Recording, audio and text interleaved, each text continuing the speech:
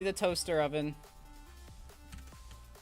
Oh my god, it's been a long time since it's not toaster oven anymore. This is N2O. Oh, you can hear the lovely Twitch ads in the background. Alright, cool. So, this is me. Hi. You get to see me on my lovely overlay and all that. This is Philip, by the way. This is Philip the Dragon. He's a bad impersonation of the Alpha X Dragon. So yeah, welcome to the MVP Cup. This is, get to watch some of the best of the best go at head-to-head. Just a casual little internal setting. Where all the Zergy goop and the Terran bullets and the Protossi lasers are gonna go and run into each other at full speed. And, we get to see what comes out on top, more or less. So in the chat, I'm seeing some nice people. I'm seeing like No Sam. Is it Mason or No Sam? Never sure how to spell it. Matisse, Carwin, recognize these names. Paco, Star Killer. You know, good times for good people. I actually need to pull up the bracket. Hold on, give me a second. I'm gonna have to get used to these hotkeys as well.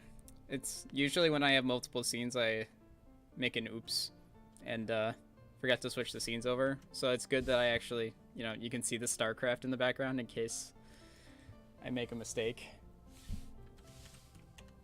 for the between game overlays.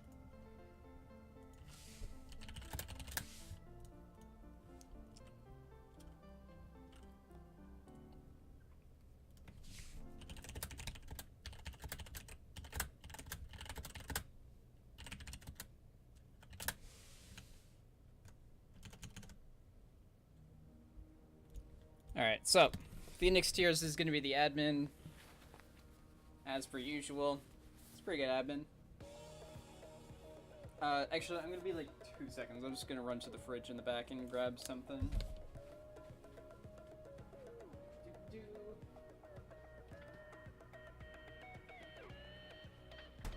Cool thing is I can talk all the way from over there and you can still probably hear me on the microphone more or less.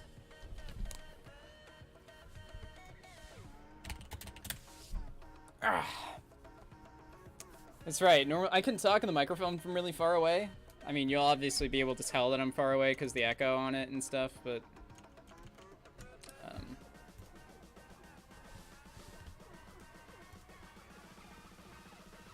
I totally lost my train of thought, guys. I don't know. I'm still kind of waking up a little bit. I woke up like 4 hours ago, but of course, just because it's the weekend, you know, it's just a groggy, slow process of actually waking up.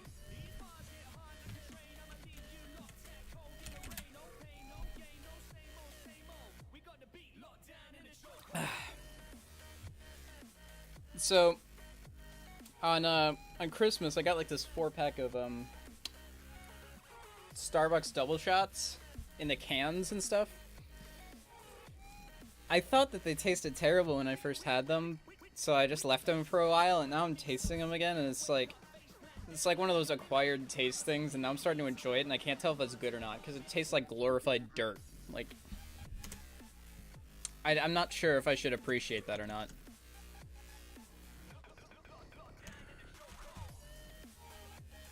Actually, I should pull up the Twitch chat on my phone as well. This is subject to change soon, which would be beneficial to me as when I'm doing Twitch streaming stuff, but I only have one screen right now, so I kind of rely on the mobile setup to look at chat and stuff. Oh, that's ESL. They got the Counter-Strike tournaments going on right now for ESL, and I've been following the Counter-Strike scene a lot, as well as the StarCraft scene, so.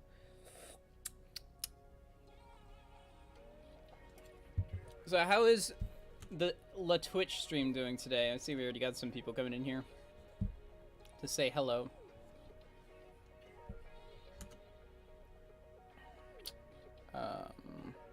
Where is the correct channel?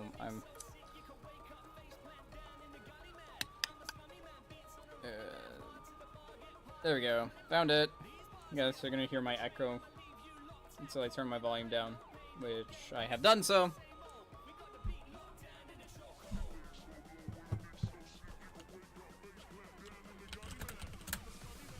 Alright. So it looks like the first game that I'm going to be casting is Fire Zerg and Kuna. Assuming Kuna's maining, or playing his main race, that's going to be... And that Fire Zerg is a Zerg. For whatever reason, I can't recall what race he is. I think I've casted him too, so that's embarrassing, but it should be TVZ. So it'll be interesting to watch. TVZ is always a little bit of an adventure. Because there are so many different styles that both players can do. And the games tend not to be short. Every once in a while, there'll be like a Baneling Bust or like a T-Rex that just does a little too much damage for the Zerg to recover properly, but for the most part, they're like solid 10, 20-minute games. So that'll be a good way to kick off the stream today.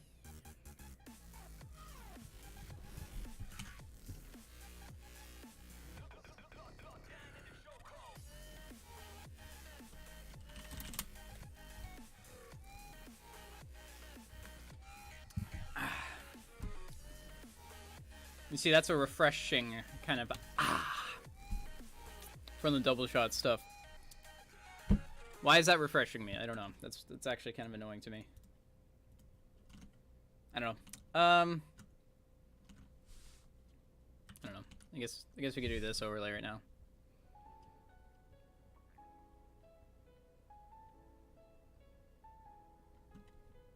You guys like the little microphone right here?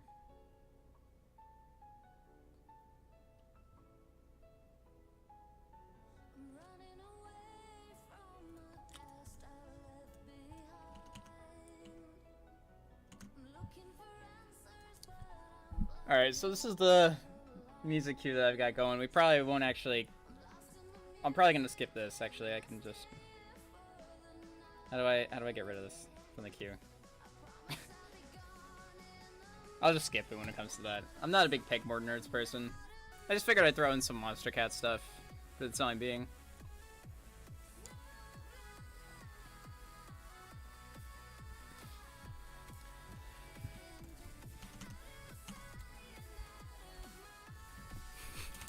Oh, okay, so Sun Lily. This is Philip, the special dragon. I can't remember why his name is Philip. I think I just pulled a name out of the air in theory, or the hypothetical air, and just slapped it on this dragon boy. Probably need to like put his name in the picture or something like that. But yeah, until I get a camera set up and everything, I'm probably just going to use this for my Alpha X casting stuff, so whenever there's a overlay that requires me to have some form of picture.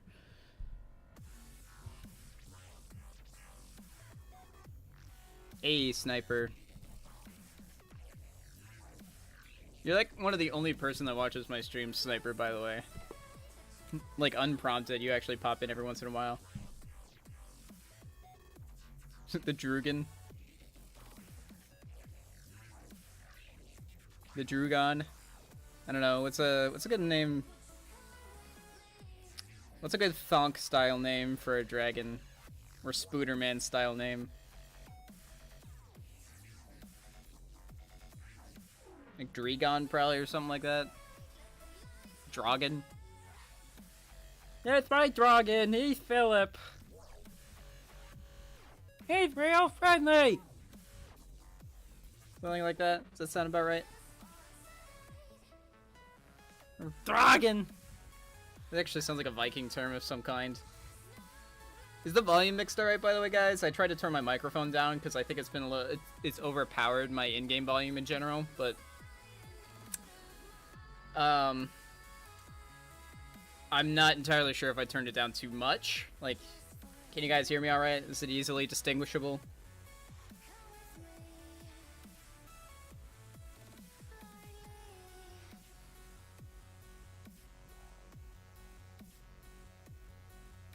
Especially with the music in StarCraft, like balancing that out is a little weird.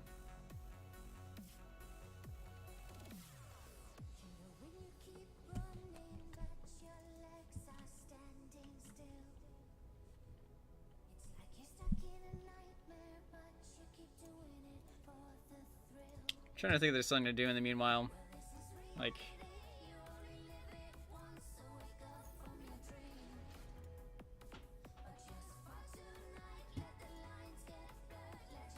Actually, there's one thing that I do kind of want to check up on to see if people actually have bothered to make map comments. Like in here. This is a little weird portion of StarCraft that nobody really bothers to know about, or like, there's no real reason to learn about it. But, like, so you can learn about the general map info, which is fine, but people can rate the map. They show you all active lobbies, of which there are none, and then you can review the map.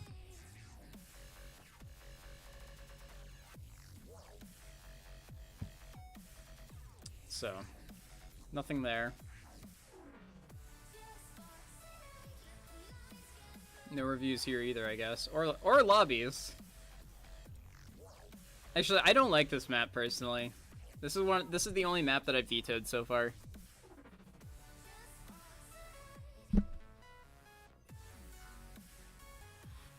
Dragons are hardcore ducks.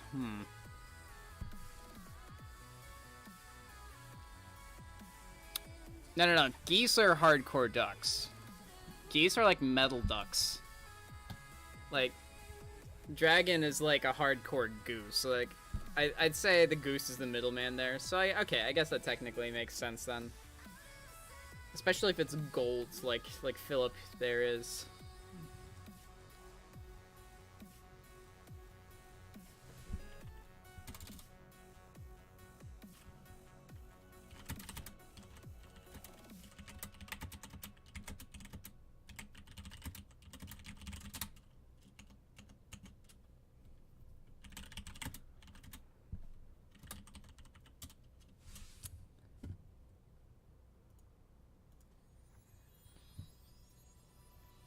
Kuna online? Kuna's on. Is Fire not online then? Oh, wait.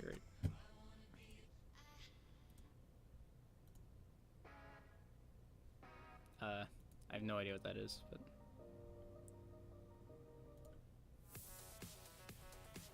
I don't know, what should we listen to? While we're waiting.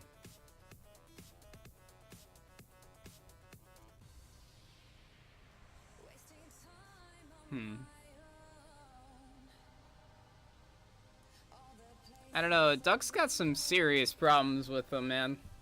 Ducks are kind of messed up.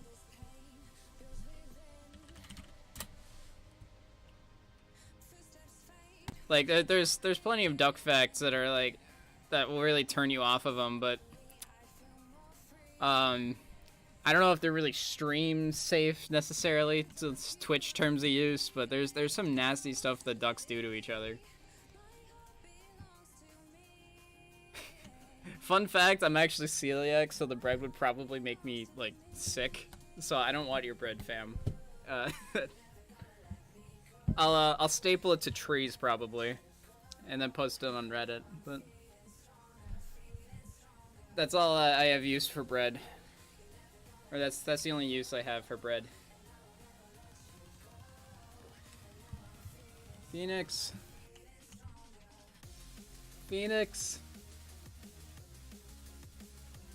What are we doing? I need a game.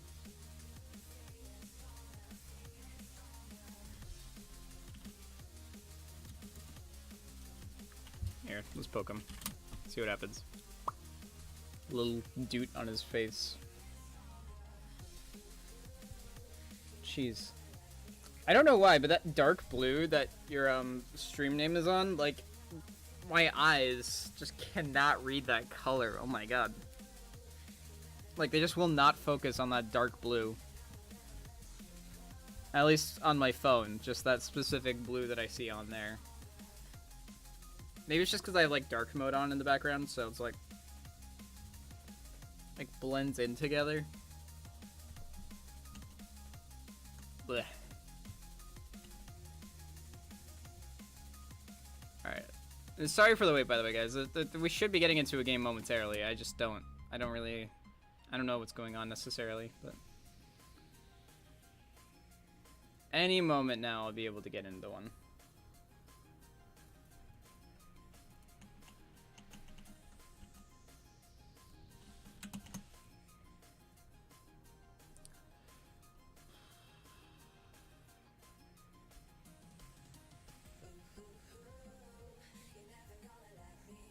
Yeah, it is that. It's like appearing on my phone, at least as the navy blue. Now that I'm looking on my computer, you're showing up as red, and actually I'm showing up as the dark blue color.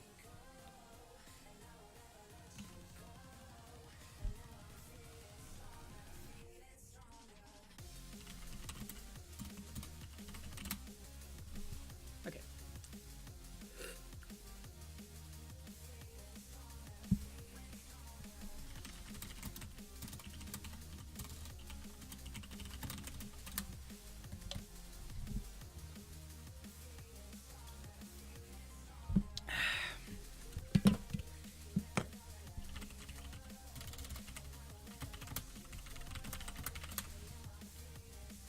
Hey, there we go. All right.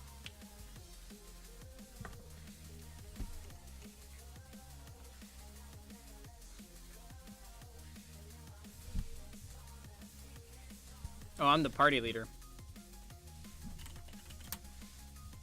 Gocha. Gosha. There we go.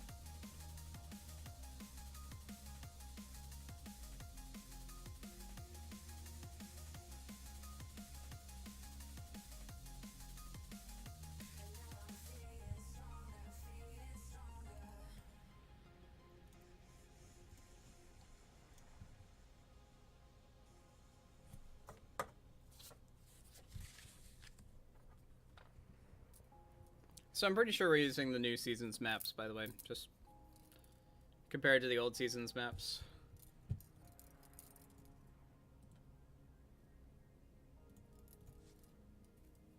I do not want to be the party leader. Trying to avoid responsibility at all costs. Gives me somebody to point the finger at if something goes wrong, you know. I don't mind being fully responsible. It's just that, you know, it's not really a StarCraft admin aficionado. I just haven't really played around with the overlay in a while.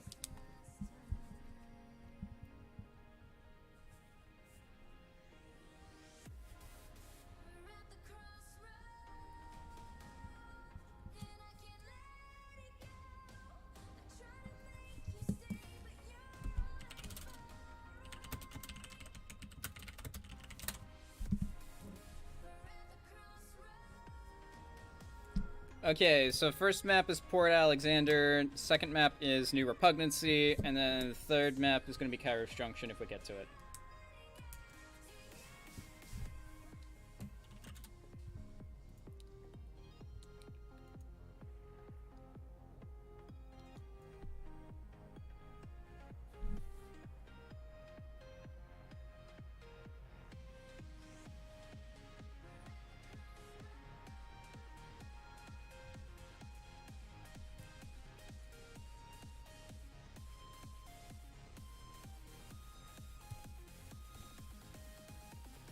Cool, cool.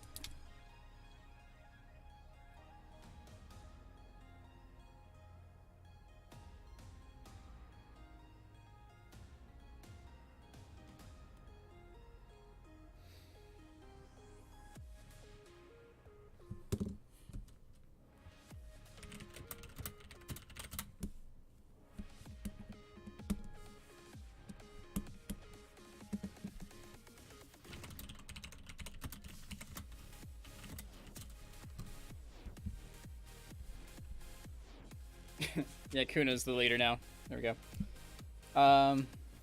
Yeah, New Repugnancy is a weird map, name-wise.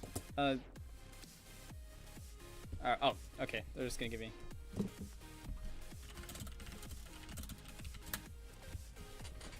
Here we go. Actually, now that I think about it, my Observer UI might be not, or might be the default instead of the WCS one. If so, I'll swap it after this game. I don't think I can do it mid-game. So I apologize if that's the case in advance.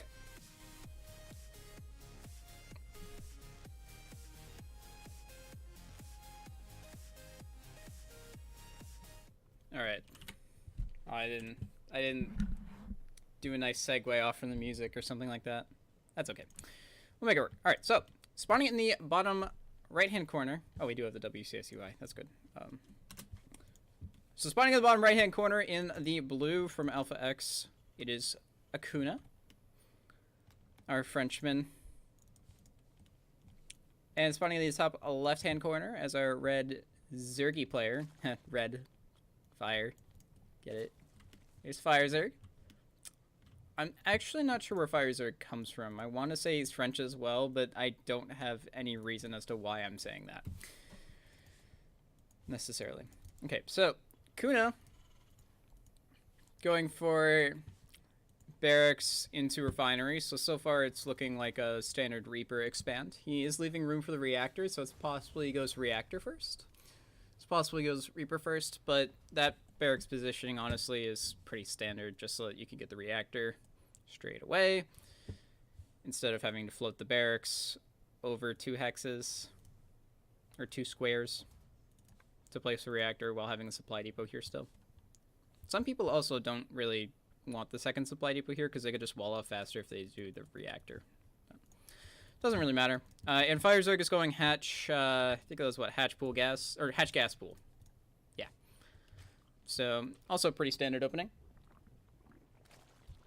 Oh, I am the caster. I am N2O. Hello. The name is in the bottom left, just for me. Phoenix Tears is adminning right now.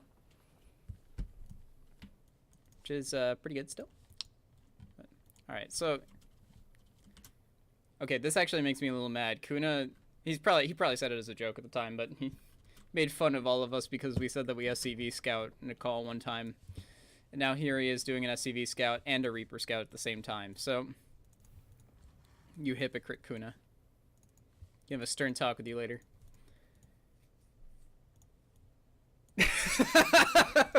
Case in point. Alright, at least I'm not the only one that believed that. Yeah. I don't know, maybe... Does Fire Zerg have a reputation for being a cheesy boy? Is that part of the problem here? Ooh, Reaper almost got that drone there, blocking the extractor trick to keep the drone alive, but this is spot saving that Spore Crawler, so that's pretty good. Fire Zerg leaving 1 worker on this gas. It's pretty standard as well. Leaving 1 worker on gas generally means that you want to either get a safety Baneling Nest or something like New Mid-Size Carapace right here, or a faster layer, something like that, but it's just a small gas income that doesn't really dig into your mineral income so that you can get like a faster 3rd base or more queens like Fire Zerg is doing here, so that's pretty good. And Kuna's got the reactor after the Reaper, getting some Hellions out with said reactor. He's also got a Marine to wander around and make sure that there's no Overlord like this guy right here. Getting in and doing some scouting, but with New Mid-Size Carapace, it probably will be able to get in and out no problem here. Oh, shoot.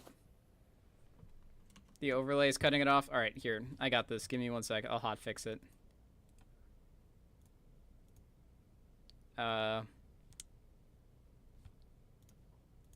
There we go. I'll fix the overlay in a second then, my bad. Fixed it. We're good for now. Kuna's also getting a Banshee, by the way, which is good. Whether or not he researches Cloak is up to him. There we go. There's the Cloak. Now, some people will just cancel it after this gets scouted, like Kuna does right now. The reason why that's the case is because the Zerg will get detection, and they won't know if the Cloak gets canceled or not. Unless Fire Zerg is like a super meta gamer and just doesn't bother to build Spore Crawlers. Or Overseers or anything like that. I'm pretty sure that he will, though. It's kind of an unnecessary risk to just not get Spore Crawlers. But yeah, so, and you save that 100 minerals and 100 gas, especially since you probably aren't going to be making Banshees in the future. So that's a good play for him to be making. Where's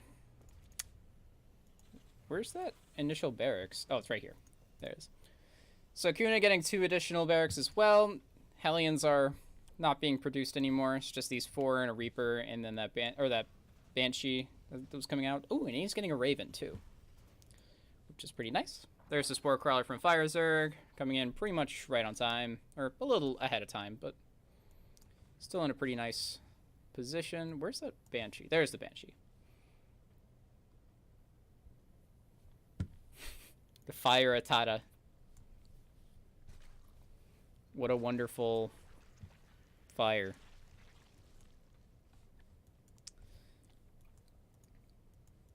This Banshee, just watching the creep tumors grow. It's a little lazy. Not motivated enough to go and poke it. It's probably on hold position, all honesty. Actually, Firezerg could probably get this Banshee. Yeah, he'll get the Banshee, no problem. Especially without Cloak. Yep, goodbye, Banshee. And yeah, we're pretty poised for a macro game here.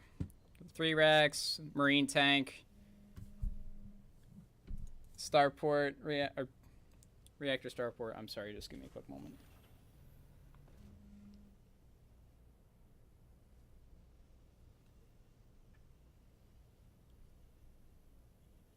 I'm just getting a call, just making sure that I'm not going to answer the phone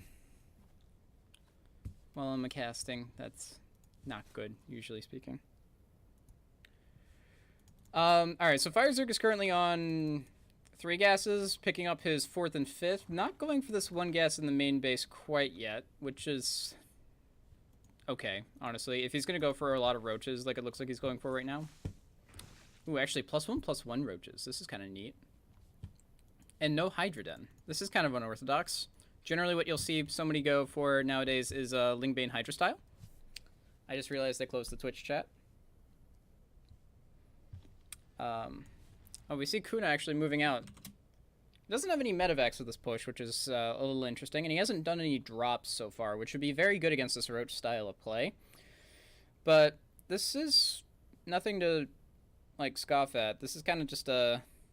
This is a formidable force with the double tanks and stuff.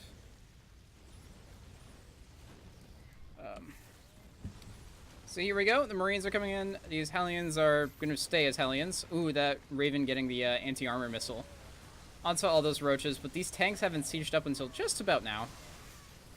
Combat shields and stim finishing up. Well, stim has been done, but combat shields just finishes now. And yeah, this is a scary push. The anti-armor missile is about to wear off. Although most of the roaches that had it affected on them are already dead. And the medevacs are actually here to reinforce. I think this is too many roaches, though. Yeah, this push will get deflected. He probably wants to save these siege tanks. I don't know if it's possible for him to. No, he's just going to keep fighting. Woo. Does save both the medevacs, which is pretty important as well. Things that you want to save in general in the TVZ matchup are the tanks and the medevacs, just because that's what... Like we see here, there's 1 factory. The second one's on the way, but 1 factory for siege tanks is not ideal. And 1 reactor starport for medevacs is not ideal either. It takes a while to produce them, so you want to hold on to as many as you can without losing them. But with double factories, it's not going to be as big of a deal that he lost those siege tanks. And he's producing them now, even still. A little bit of a roach counter pressure just to see if he can deal some damage on the crackback. This is a hell of a wall from Kuna. Gotta open Twitch again. Come on, Twitch. There we go. Now I can see your guys' lovely chats again. And Firezerg are getting +2 armor. I can't click on the picture. It doesn't center in. But there's no other tech really going down for Firezerg at the moment. So he's just gonna try and focus on getting his economy going and then work on tech later. Kuna doing a medevac drop, but it's only 1 medevac drop, so it should be pretty easily cleaned up. You got the speedlings in the main base to deal with this when it starts dropping. There we go. There. Here's the second drop. It's a little late, but it's here nonetheless. And it's a double medevac drop, which is certainly something that you need to pay attention to. This medevac or Marines... Well, the Marine part of that is going to go away. Now it's just a sad little medevac all by itself. This double medevac drop, though, will get a decent amount done. 1 medevac does fall, so only 8 Marines are going to survive this no matter what. But a Queen, some drones are going down as well. Oh, the Queen stays alive. Never mind. Keeps 6 Marines alive for this medevac, and he's going to go into the natural. Just keeping the Zerg busy, making sure that the macro is difficult for Firezerg here. And he's going to push out with his main army here as well. But Jesus Christ, that's so many Ravagers. Oh my god. Yeah, and there's 8 more roaches on the way to reinforce with this. Pretty good corrosive biles from those Ravagers. Solid timing. Now see here, there are a total of 5 siege tanks against these Ravagers. I don't know if that's going to be enough. That is a lot of splash. Oh, these Marines have 2/2 upgrades though, so he's ahead in that department.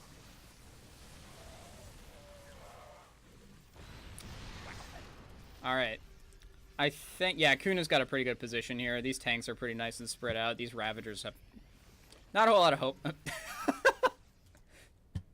I love it. This is a hell of a way to spread your creep. You got like the Serral Overlord with the queens inside of it.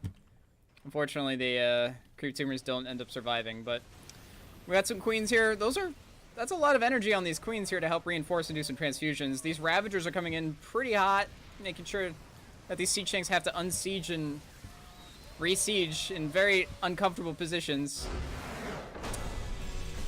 However, that concave was not good enough for Fire Zerg as far as he was concerned.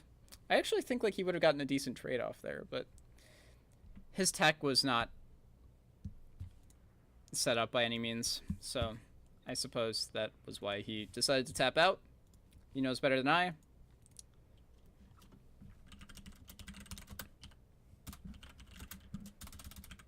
So GG, Kuna gets game numero uno.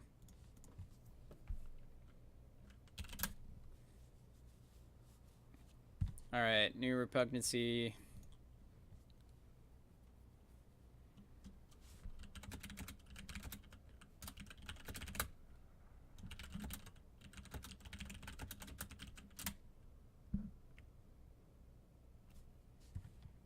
Oh no. I am not going to play against Kuna. I've done that before. I am okay right now. Alright. So, we're going to go straight into map 2 here. No breaks necessary. Port Alexander going in the way of Kuna if you are joining us right this second. The strong Roach Ravager push coming in for Fire Zerg, but it did not end up breaking Kuna by any stretch of the imagination. And Kuna got a decent amount of damage off with a Marine tank push with a nice juicy Raven with an anti-armor missile to boot. Okay, so spawning in the top right-hand corner of New Repugnancy is our red Terran player. From Alpha X, of course. We're all Alpha X here. Here's Kuna. Spawning in the bottom left-hand corner. He's joining up. Happy little blue drones. Oh, wait. He's blue this time. He's not Fire Zerg with blue. Blue's not the color of fire, unless it's like a Bunsen burner or something. I lost my train of thought. This is Fire Zerg. I'm doing that too fast here. There we go. Nice and smooth. So, it looks like identical build openers to last time, at least so far. Reaper expands is looking likely from Kuna. And this is a decent Reaper map, so not too surprised. Actually, I'm not sure how well this map goes for Zerg, in all honesty. This is a very old-style map. It has a similar feeling as Cloud Kingdom does, at least for your base expansions. I'm actually kind of not exactly impressed per se, but I was mildly surprised to see how some of these maps were.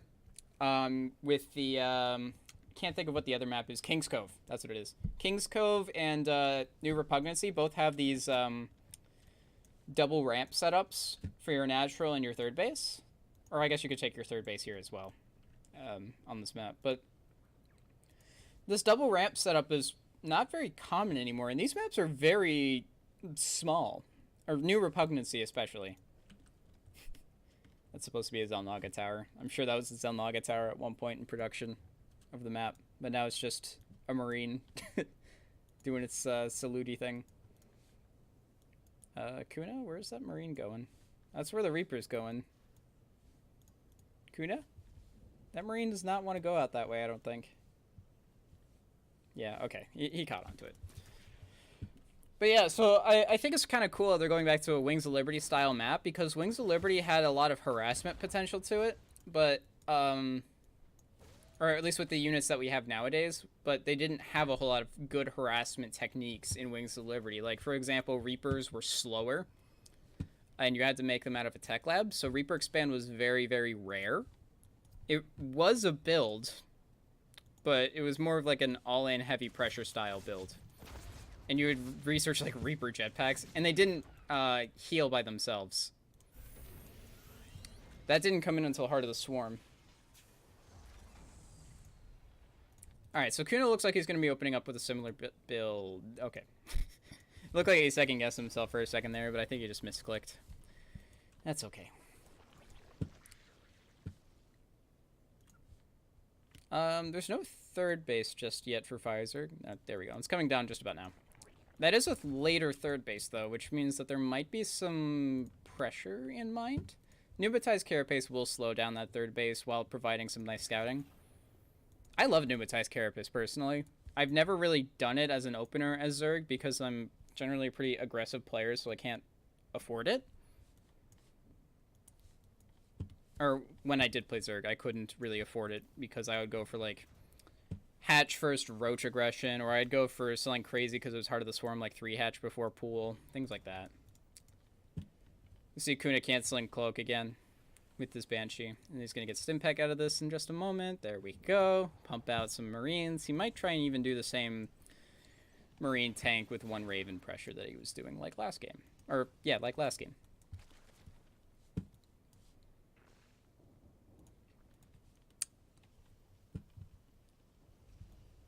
New Repugnancy is kind of weird because these little explosion craters, I keep thinking that, like, they're unbuildable. Like, you can't build on the surfaces because it kind of looks like it. Oh, yeah. Control 1, Control Shift 3. Kuna did win game 1. It was on Port Alexander. Long story short, it was basically like a 3-base, 1-1 Roach Ravager all-in timing from Fire Zerg, and Kuna held it extraordinarily well. And, I don't know, personally, I thought it was a little bit of an early GG, but these guys definitely know whether or not they're winning or losing more than I would. So, yep. These queens here pushing away these Hellions. There's actually 6 Hellions this time, so it's a little bit of a heavier pressure instead of the 4. We do see the Ravens still, and but we don't see any tanks on the way. We will see them just now. As the factory gets that tech lab on it, there's the siege tank. It's kind of interesting for me to see these style of builds. Like, this is a pretty standard Terran opener, minus maybe the Raven. I have no idea if that's standard or not. Because I'm not a bio player, I'm a mech player. So it's very, very interesting to see how people building swap so they can get all the reactors onto their barracks in the most efficient way possible. And on their starport, and getting your engineering bay upgrades. Like, the only bio opener that I know how to do correctly is 2-1-1 with the stim timing. Oh, this siege tank is walled in. He's gonna have to rebuild the tech lab. I hope he realizes that in time. He's gonna have to notice that soon. But, yeah, so 2-1-1, you can pretty much do whatever you want after you've got your 16 Marines pumped out. Like, you can get a third base, you could add a couple extra barracks, or like 3 extra barracks and do for like a 5 racks all-in-ish style of builds. You can get your double engineering bays and your third base. Like, there's so many different things that you can do with that build. Oh yeah, Kuna's got a third base, by the way, all finished. So the triple orbital setup is all good to go. That's basically what a Terran is aiming for the mid-game, is to have a triple orbital setup and mining from all 3 orbitals. Mules are crazy. Armory's on the way for Kuna, so when this +1/+1 finishes, he'll have a decent timing coming out of it. Okay. Oh, that's actually really smart. I never thought to do something like that before. This will make sure that the siege tanks pops out on the right side of the production, even if the rally point is over here, as long as the supply depot remains raised. so it won't get accidentally walled in for the future. I don't know why. I've never thought to do that before. Alright, so this is a slightly different style push. This is coming in a little bit later than before from last game for Kuna, but there's a lot of Lings and Banes here instead of the Roach-centered strategy from last game for Fire Zerg, and he does a pretty good job of cleaning up most of the units, but there are still enough Marines and Hellbats here for Kuna to keep going. Kuna is going to have a bit of a roadblock ahead of him, though, since there are 26 Lings and 3 additional Banelings in production, and a lot of the Banelings didn't die from last round. Or from the last engagement. And there's only one Siege Tank here. You see these Banelings not splitting in exactly the right direction. These Queens targeting the Medivacs and the Raven, though, will force Kuna to retreat, at least for the time being. So Fire Zerg did a pretty good hold there. Look at the resources lost tab. We see that he's lost a little bit more than Kuna, but he hasn't had his economy touched. And that is crucial for a Zerg, is to make sure that you have your 4th base up and that you don't lose any workers so that you can go for a tech switch. Or so that you can go for the tech that you want. And Fire Zerg is going for a hive. We do see here that the Hydra Den is finished, so Lingbane Hydra is the teching of choice instead of going for a Roach Ravager based build like he did last time. See Kuna going for a 1.5 medevac drop. It's interesting. And this is actually good creep spread from Fire Zerg, by the way. He's pretty much got his entire side of the map covered, and Kuna hasn't really been able to push it back appropriately. Although with this 2-prong double medevac drop, this is going to be kind of scary. Oh, 1 medevac is actually going to go down. That is a very good save from Fire Zerg. And these Spore Crawlers here are going to deflect this medevac at the very least, and a lot of Marines, a lot of Zerglings and Banelings are here to clean up the top left drop. Fire Zerg is in a much better position than he was last game. I will say that.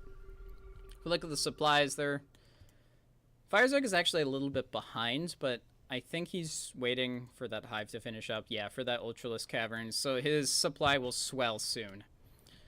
If we look at the units tab, workers, 70 for both players. 1-1 for Fire Zerg and 2-2 for Kuna. So Kuna's ahead in that regard. But 2-2 will finish in a second, along with Adrenal Glands for Fire Zerg. So that'll be a very, very scary push once those Ultralisks do finish up.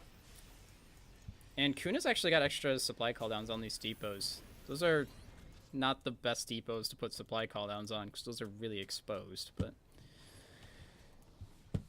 Fire Zerg has not been doing too much aggression, so I don't know if that'll actually be too big of an issue coming in. We do see here Kuna taking control of the center of the map. He probably is going to start taking care of this creep, and that Raven did survive from the initial push-off, so he won't need to waste all of these scans on cleaning up this creep. We see, oh, there is a flank of Speedlings here coming right on top of these Siege Tanks, and some Banelings to boot. The Hydralisks are in the front, with the Lings coming in from the back. He does deal a decent amount of damage, but the Lings and the Banes are dead, so he's going to bring back the Hydralisks. That was still a decent pick-off, getting 1 or 2 Siege Tanks for just Lings and Banes, while maintaining most of your Hydra count. But now Kuna's already at the 4th base of Fire Zerg. The Raven does go down, and an anti-armor missile only goes down on 2 or 3 Hydralisks. But there's not a whole lot here for Fire Zerg to deal with this push on his 4th base. Yeah, so Fire Zerg taps out. GG, Kuna goes on. 2-0, Kuna.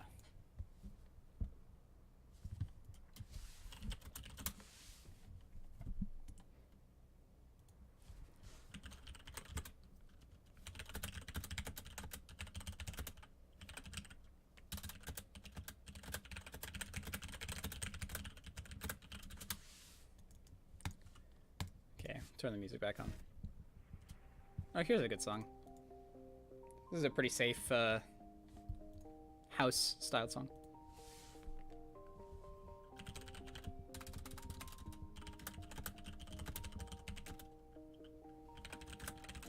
Kunda.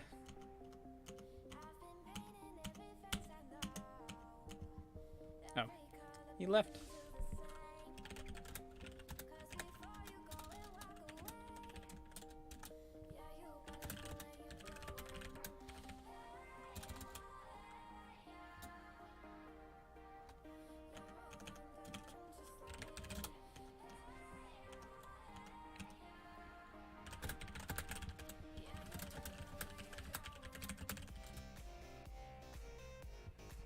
Oh, Kuna's next opponent's Estrella.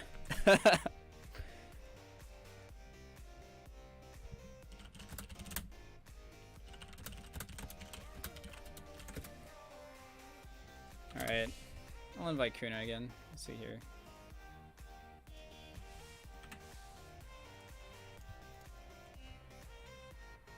I don't have Estrella added.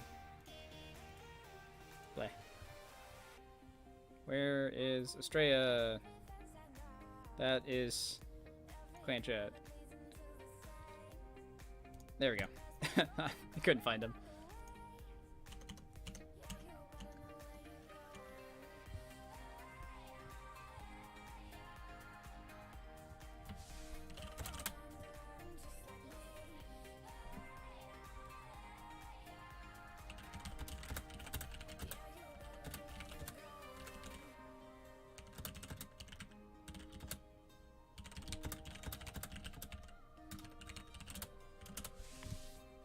So this is actually my second time casting Estrella. Yeah, I will be casting Kuna and Estrella. Sniper. Oh, well, okay, you figured that out. Doi. I forget, there's no stream delay. I'm used to working with the stream delay, but since this is in-house, we're assuming that we're all gonna be nice to each other.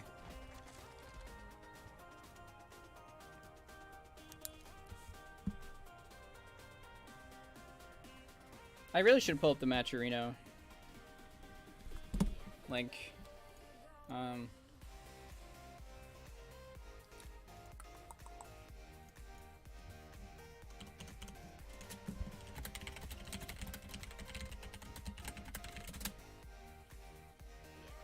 Alright, Vito's King's Cove, Cyber Forest.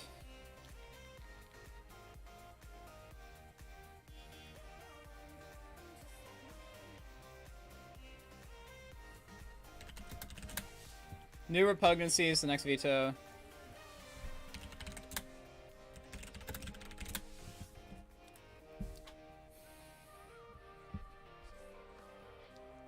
Year 0 is the last veto. Actually, against Protoss, yeah, that makes sense. Year 0 is actually surprisingly decent, Oh, yeah, that is all the new maps, actually.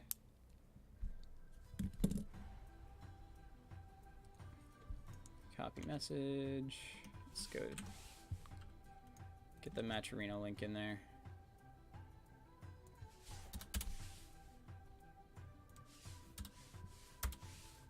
Oh, whoops.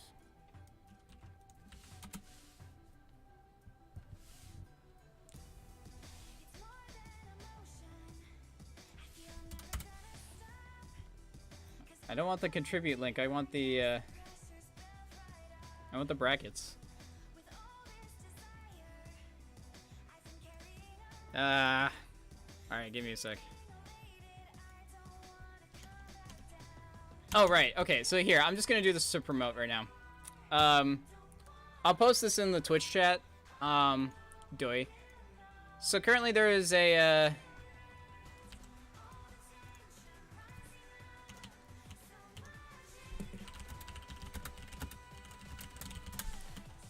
currently there is... Let me pull it up.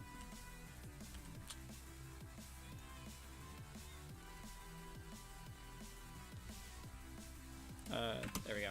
Hotkeys. So currently there are crowd-funded prize pools that we have here through Matcherino. All you have to do is sign in to contribute. These are the options here that you have to sign in with. It's free, and it'll contribute a small amount. I think it's like 50 cents or something like that to the prize pool. But it's at no cost to you. You just have to sign in through any of these. And I'm certain that you guys have at least one of these, and that's all you have to do. You just have to sign in, and it'll automatically go towards the prize pool, which is good. And it'll help out these players because, especially with a lot of the...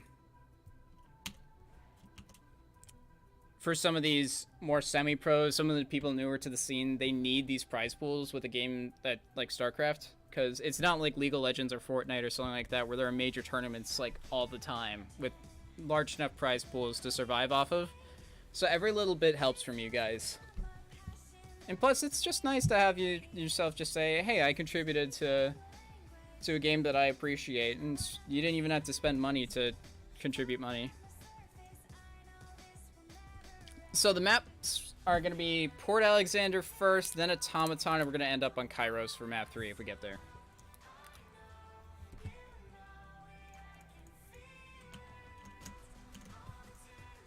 I'll, there. Let me throw the... Here you... This is so unprofessional. We're gonna move this up to the top bar. There you go. Whoop.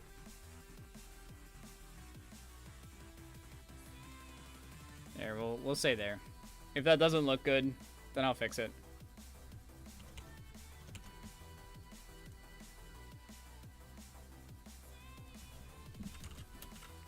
Oh, okay. So Sushi's got me covered. He knows how we're supposed to use the overlay. I'll fix that once we get in the game.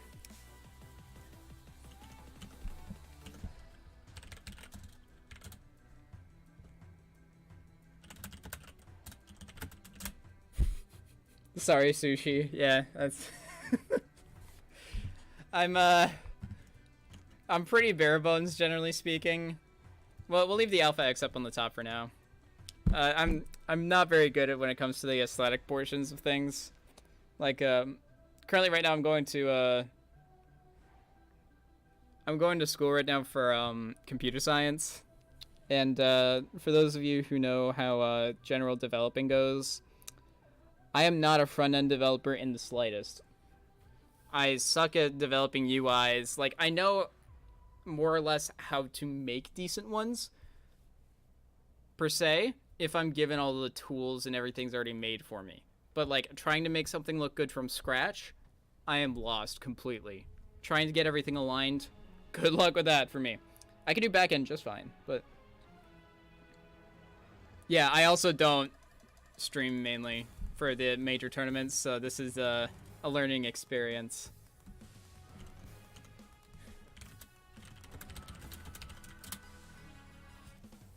What's up? What's up? Yeah. If you want the link, I can send you the link. Are you on mute right now? What? No. You want to say hi to the stream? Hello, stream. This is N2O's bro. Yeah. The N2 bro. Yeah. Okay. I can't say for... No, you're good. Go for it. Do what you need to do. Okay, so we're both back. Let's custom set port first, or yeah.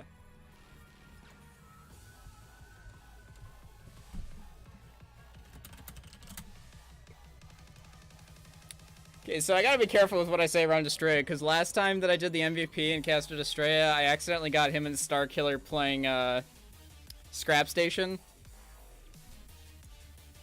They kind of forced me to play it. I did it as a joke.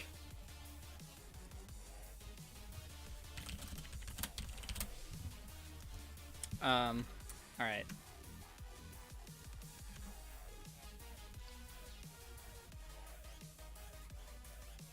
Yeah, oh, thanks, buddy. Thanks, Sniper. I'll take it. I'll take compliments. I love Newkirk. What's wrong with Newkirk? I'll make him play on Whirlwind. With Legacy of the Void units, that probably wouldn't go so hot. Okay, so I'll do the intros, and then I'll change how the overlay looks. So, spawning in the top left-hand corner is our pink Protoss from Alpha X, one of our new up-and-comers, top of the GM ladder, pretty typically. It is Estrella. And in the bottom right-hand corner is our red Terran. We followed him last game against Fire Zerg, took him down 2-0 pretty convincingly. See what he can do versus Estrella. It is Kuna. Or, here, I'll do that again. There we go. Our Discord hero as well. Usually sits in the chat and does things pretty nicely. And just making sure that nothing too spicy is going on before I go ahead and try and edit the overlay here. Estrella's going for a wall off at the natural, which is normally a little bit of something surprising, but on a map like Port Alexander, Reapers can't really get in through the main base like anywhere except for here. So a wall off at the natural is actually somewhat understandable. Now here,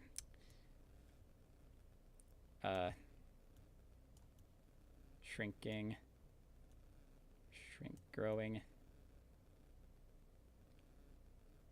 Yeah. Move my little N2O name bar. There. Does that work? Look okay? I think we got it. It's good enough. Alright, Nestrea's going for that Cybercore as well. That's not a full wall off, is it? Oh, that's a full wall off. This Reaper won't be able to get into the base at all. So that'll be a bit of a tell, probably, for Kuna. Actually, this is kind of nice, because you can wall off in the natural and still, you know, obviously have another base to go to. Ah, Sushi says perfect. Nailed it. There we go. Mwah. Bienissimo. Alright. Ooh, this is a Stargate play, too. I'm curious to see what comes out of this Stargate here. Could be Void Rays, could be like an Oracle. Although Mass Oracles isn't what it used to be.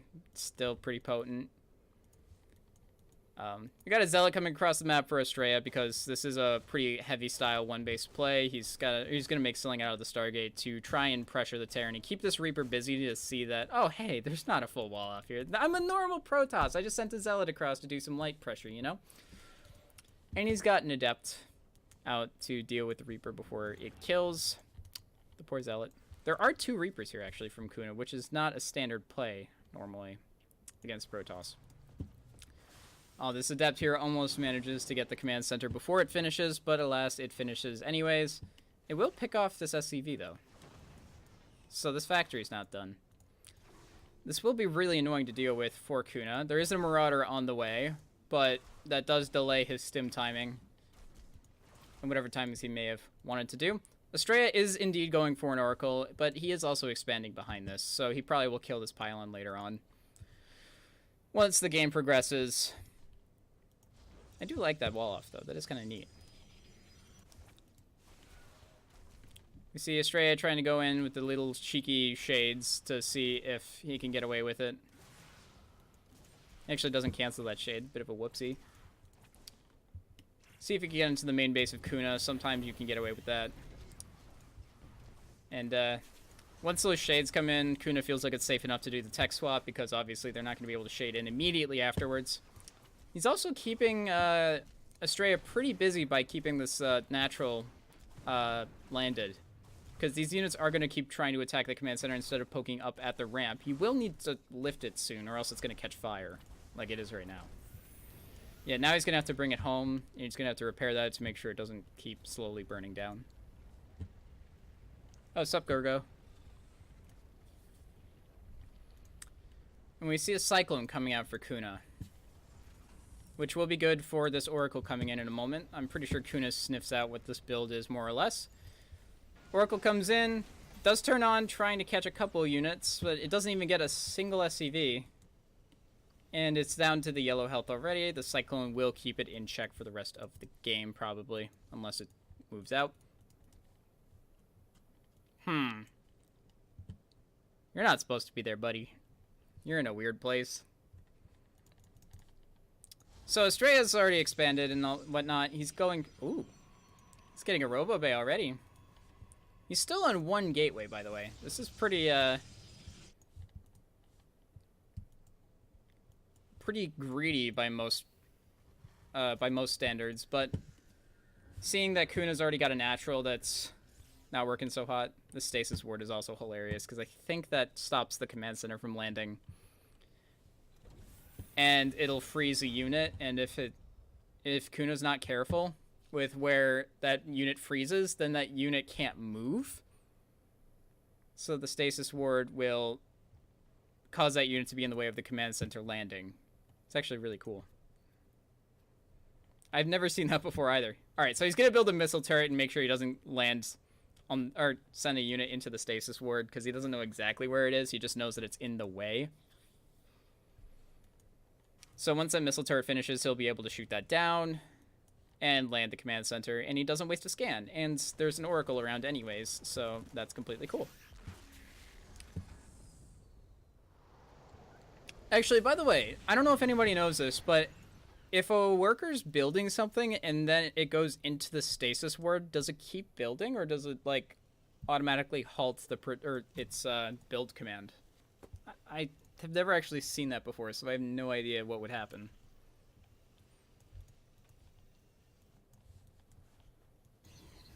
I don't know. If you guys know, I'd love to know. So just like type that in the Twitch chat. We'll see what's up. Estrella is choosing to go Colossi out of this for the Robo Bay tech, and he's getting extended Thermal Lance. I haven't seen that upgrade in a while. Jeez, I don't normally cast Protosses for one reason or another, or at least the ones that I do cast don't go Colossi. So it's just like I haven't seen this picture since like Wings of Liberty. Really, it's just so weird seeing it researched again. Ah, but you don't know, do you, Sushi? It is canceled? Okay. I don't know why I'm believing Lord over Sushi, but... Nah. One thing to note here is that Kuna hasn't started his third base, and Estrella's third base is like 3/4 of the way done. And he actually has some Phoenixes here. And a Colossus and an Immortal. Like, even though he's only had one gateway for this long, this is still a formidable force. And when he does choose to do his gate explosion, he will have a fair amount of units to support that gateway army. I actually like low gateway, high Robo Stargate units, just because I'm a mech player, as previously stated, so it feels cool just to see like Protoss mech, quote unquote. However, it will struggle against this double medevac drop. The Phoenixes weren't here to scout it, so this will do a ton of damage. We'll actually stim into these double Colossi, and he's going to actually lose everything because they were in orange health, and the Phoenixes are here to clean up the medevacs. I don't know about that attack. Maybe Kuna's just a little bit nervous because he says he's never played Estrella before, and Estrella's pretty good, guys. Not going to lie. No two ways about it. Estrella's on the top of the ladder pretty regularly, but yeah, that was... Usually I don't see Kuna make mistakes either, so that's... unusual, uncharacteristic. However, he will be building a third base behind that heavy pressure that he was doing. And Estrella still does not have a ton of gateway units or gateways. He's got a total of 3, so he won't be able to pressure right now. And he actually doesn't have a Twilight Council anywhere, from what I can tell. Yeah, he doesn't have a Twilight anywhere, so we won't be able to get any gateway upgrades like Charge, for example, or probably Charge. You might go for Blink, but probably Charge. Would make the most sense. He is still pumping out Colossi fairly regularly, though, and he didn't lose any from before, so he's got 3 right now. He's pumping out an Immortal. Oh, wow. Okay. He's still pumping out Phoenixes. Actually, that's something to note. This looks like how Myungsik used to play. If anybody remembers how Myungsik used to play, like in Heart of the Swarm when he was on KT Rolster and stuff. Like, this was a very popular style that he used to do. It was like 1 Robo, 1 Stargate, low gateway count, and then just fast expand all over the place. Ooh, that wouldn't mind getting a decent pot shot off onto these Phoenixes, wounding a lot of them and killing a few others. But the rest of the army is still here and is fairly intact. And Kuna's going to have to force lift that third base. The SCVs do survive for the most part, which is good. These Phoenixes poking maliciously at this command center. Actually, the SCVs here are part of the army command, or the army hotkey group right now, so... Kuna's kind of pulled the boys in defense. And that's actually okay against Colossi.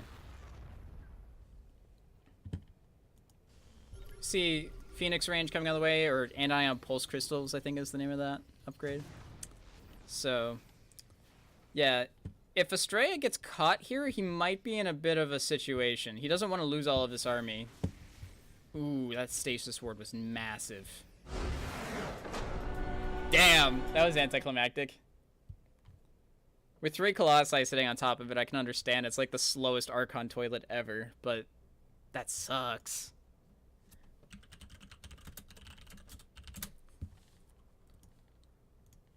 Alright, so Estrella takes game 1. So we didn't get to see the carriers. We just saw more Phoenixes.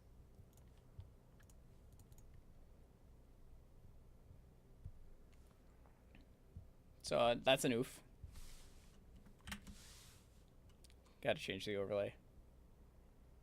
Actually, that's one good thing is without a stream delay, I can actually just look over to the Twitch here and see like, oh wait, I didn't change the overlay, and then it does. You don't have to wait 3 minutes for me to fix it. Jehefe.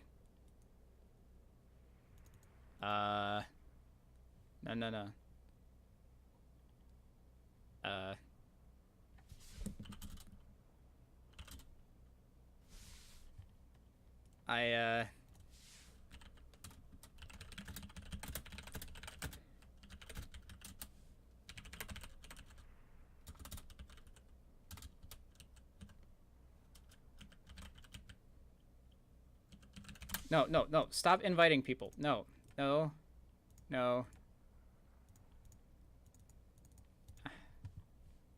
Stop inviting people.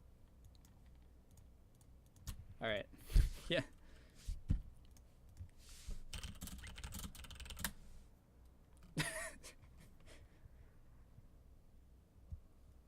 Okay. I can't remember where I know Jehefe from. I've talked to Jehefe in the past. I could swear that I used to know a Jehefe. I just don't remember where from. Or, whoops. I don't know. Whatever. So, going straight into game 2 so that we can try and avoid the lobby raiders.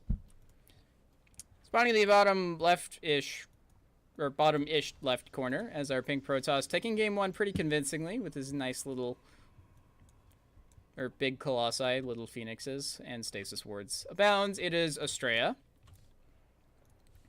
And in the top-ish right position, got an SCV across the map. Let's see what interesting thing he's going to do with his supply depot in the middle of the ramp, making a statement of some kind. Thank you. I'm silly. You guys here have this overlay. It's lovely. This is Kuna. Here. This is Estrella. Let's pretend like I was just going to do that with the overlays on purpose, guys. Nobody knows.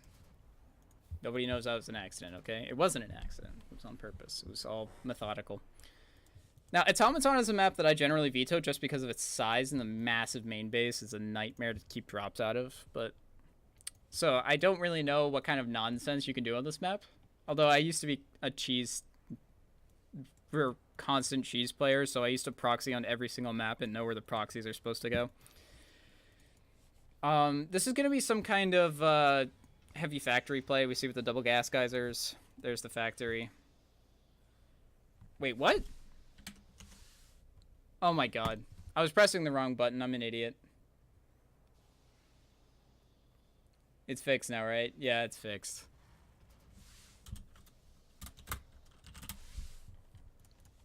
I'm so good at this. Again, that was on purpose, right? That was a funny joke. Low. Alright, so. Moving on. I'm looking up the side now. The overlay actually looks correct now. I don't know why it didn't register that it wasn't correct before. But it's correct now. We see here Kuna going for the Reaper. Trying to go up onto the cliff up here, but Estrella's walled that off, so he has to go the long way around. And there is a Zealot and a Stalker here to make sure that the Reaper isn't going to do anything shenanigan-wise. And Estrella's probe scouted all of this already, so he knows that there's double gas and no barracks in the main base. So he knows that something's up. We see one Hellion as well. This actually looks like a TVT build of sorts with the Reaper and the Hellion. You don't see a whole lot of Hellions against Protosses anymore. Or ever. There never really was a phase. There's a small point in time where 4GG was obsessed with mass Hellions against Protosses. And he had like some crazy blue flame all-in that he would do, but I never got it to work. Or Daishi. Daishi was the guy that made Hellions work against Protoss. I forgot about Daishi. So we see here this tech lab does finish. I'm assuming that was supposed to do a tech swap? No, he's making a Marauder out of the barracks. Okay. See here some interesting micro going down. We have more Hellions out, and they have killed the Zealot, but the Reaper does fall, and the Stalker is pretty bruised up. proxy SCV being a little more helpful than normal. Making sure that these Hellions got their boo-boos fixed. And these Hellions will catch the Stalker. No doubt. It actually surprises me how much damage Hellions will do to Stalkers in low numbers. I've been doing a lot of Hellion plays against Protoss now. Again, mech, blah, blah, blah, whatever. However, these Hellions here are going to try and stick around and do some damage. These shield batteries will make sure that these probes do stay alive. We see a bunch of them bruised up here, but the shield battery does make sure that a fair amount of them stay alive, and the army on top of the mineral line also ensured that the Hellions went away before anything bad happened. There are some Widow Mines here for when Estrella tries to come in with his units and destroy the proxy. This is an interesting build. We see a Liberator coming in trying to do some damage here, but Estrella's already on top of this, and the Liberator only had 1/3 of its initial health anyways, so it only took 2 shots to kill the Liberator. Here's something that you don't see normally off of a reactor. 2 different units being built at the same time. Alright, so we have a Warp Prism, some Stalkers, and an Immortal, and a couple Sentries with Guardian Shield here. That Widowmine got a massive shot off on all of this army. Otherwise, Estrella would have been in a prime position to clean this all up. But Kuno luckily got to get a decent Widowmine shot off. A little bit of a missed micro there from Estrella, but he will still be able to clean this up eventually. Kuno is going to just run this medevac full of Marauders into the main base and try and do some damage. And try and pull away some of Estrella's units, potentially. And these Marauders do have Concussive Shell. See here some medevac micro. That's also not too common to watch a dropship micro from a Terran player. Look at that. Alright, the medevac does eventually die, and this Marauder will not actually take care of the Stalkers. And Kuno decides, GG, all my production is being camped, and that is the game. Estrella takes it 2-0. Control 2. It'll swap over in a second. I want to make sure that it actually fixes itself.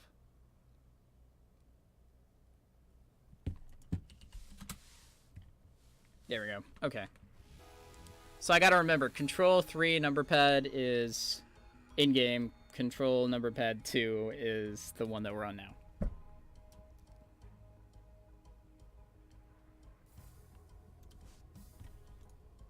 Okay.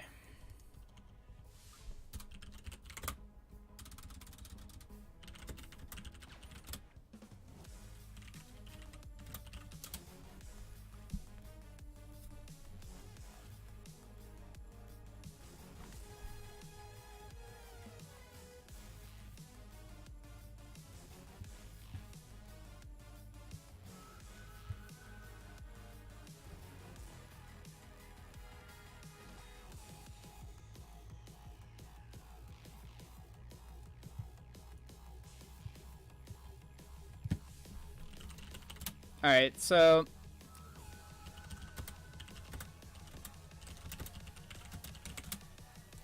if Uzikari and Paco are done in a second, I'm probably gonna hop into their game and cast that. Otherwise, I probably will just follow Estrella.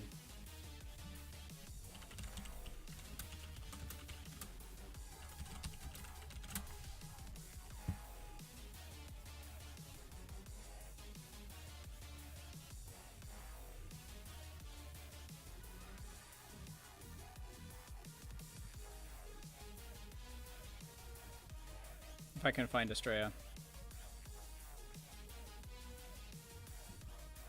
I'm gonna have to go into Alpex and look for him. Blah. There.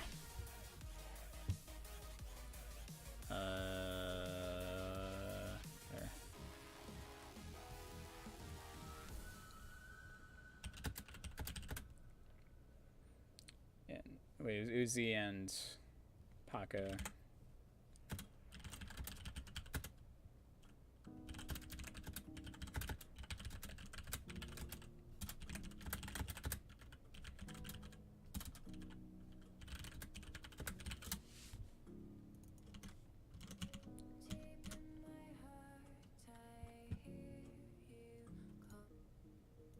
I like Mr. Fiji Ouija stuff, but it's pretty downbeat stuff, so.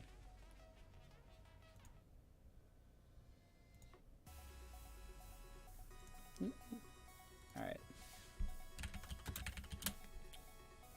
Alright, so we'll give a minute and see if Uzi finishes up. Or Uzi and Paco finish their game. If not, then I'll just follow Estrella. Right, okay, so the Nightbot link here. Actually, I could pull this up again on Chrome here.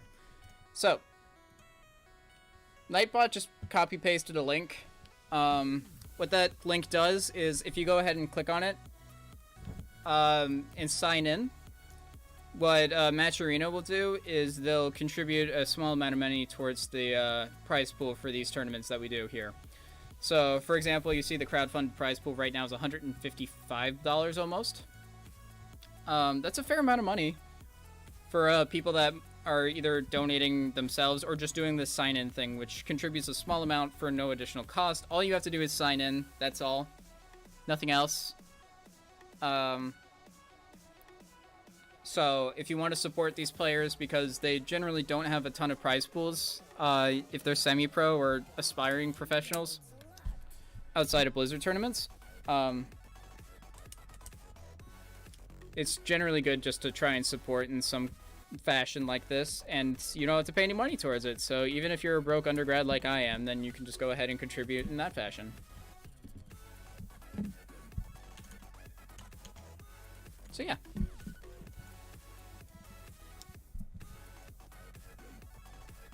Please do that if you haven't done so already. Helps out everybody. Lets me or gets more viewers so that these things can get more popular. Higher prize pools mean that we can do more of these things. It encourages the players to do or to stick around for more fun events such as this.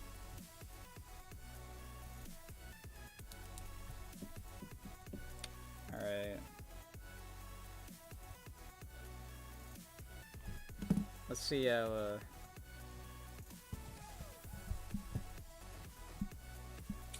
Where's Paco or Uzi? Either one.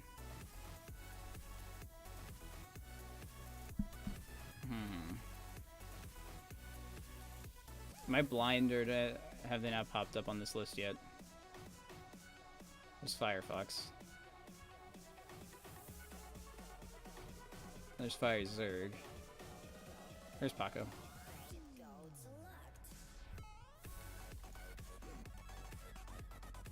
Yeah, let's see.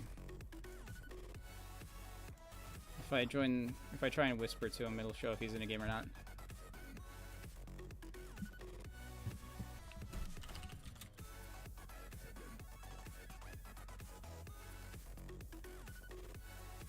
Actually,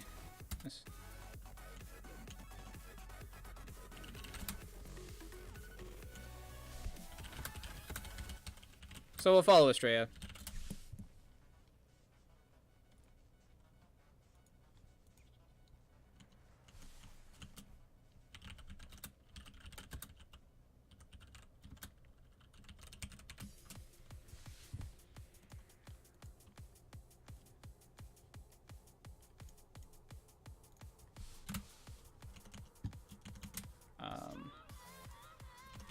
No, we're not. I don't know why I do not like that song at all.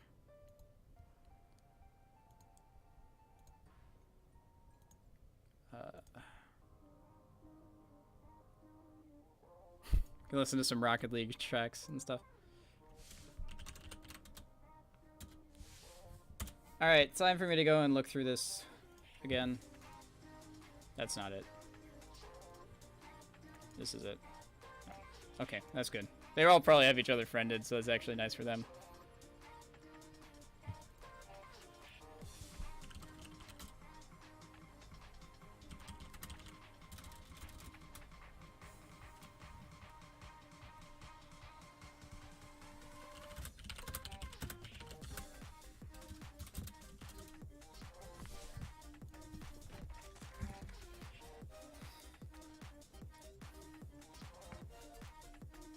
So Kairos has been map 3 both times, and Port Alexander has been map 1 both times, but neither game has gone to map 3, so we haven't seen Kairos at all, and we've seen Port Alexander. Okay, so Estrella vetoes Automaton. What race is BioIce? I want to say he's Protoss for some reason, but I haven't actually watched him play, I don't think. Oh, he's a Zerg. Okay, not a Protoss at all. He's not ranked as Protoss. Alright, so PvZ. Fair enough. Playing against the Zerg on Automaton is kind of rough. So.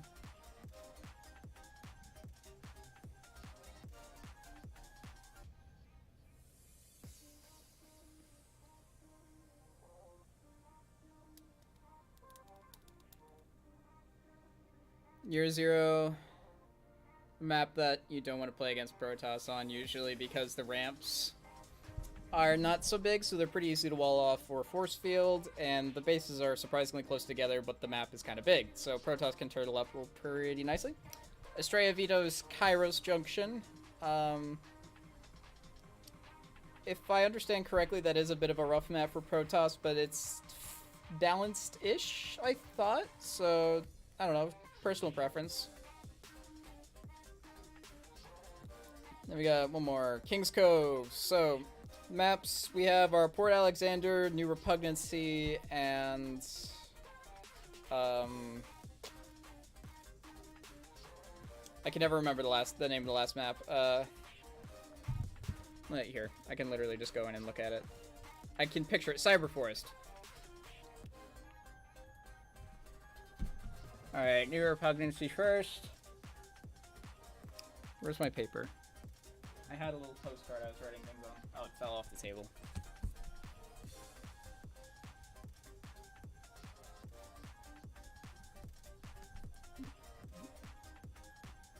Alright, and then Port's last.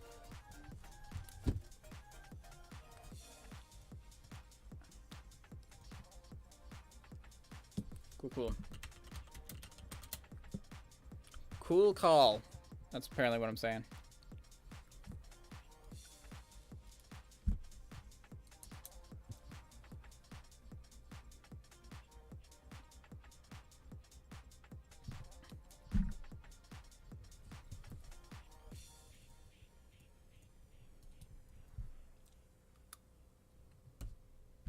Alright. One player ready. When Bio says he's ready, we're just gonna go straight into it. Cool. Let's do it!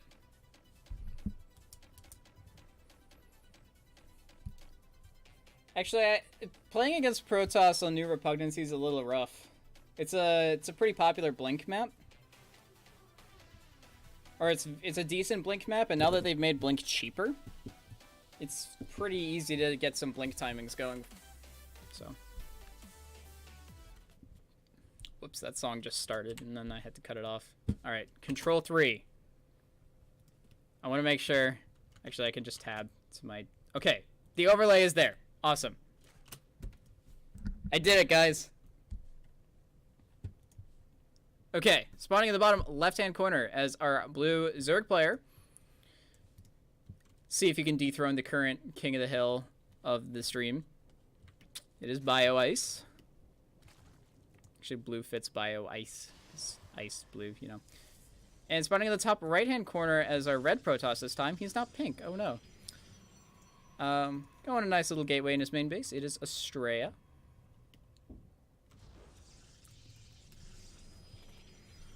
So we see a pylon in the main base for Estrella. I'm always curious, like, Protoss is the one race that I never learned how to play properly. Like, I can do one-base cheeses, and I can play, like, Sky Toss, which I suppose technically is real. And I can do some two-base all-ins when I wing them, and I do it correctly by accident. But as far as, like, the in and outs of Protoss, I never really understand how you're supposed to play it correctly. Oh, yeah, production tab, by the way. There we go. So... in the main base, I'm never sure when you're supposed to like build in the main base versus the natural. I know it's a lot of like personal preference, and depending on what build you're going to go. Like if you're going to go for like a heavier one base pressure, maybe you don't want to wall off your natural because you're not going to be paying much attention to it anyways. And you could just wall it off when you need to later. Yes, this is live, Heston. I am your host currently, and 2-0. Hello.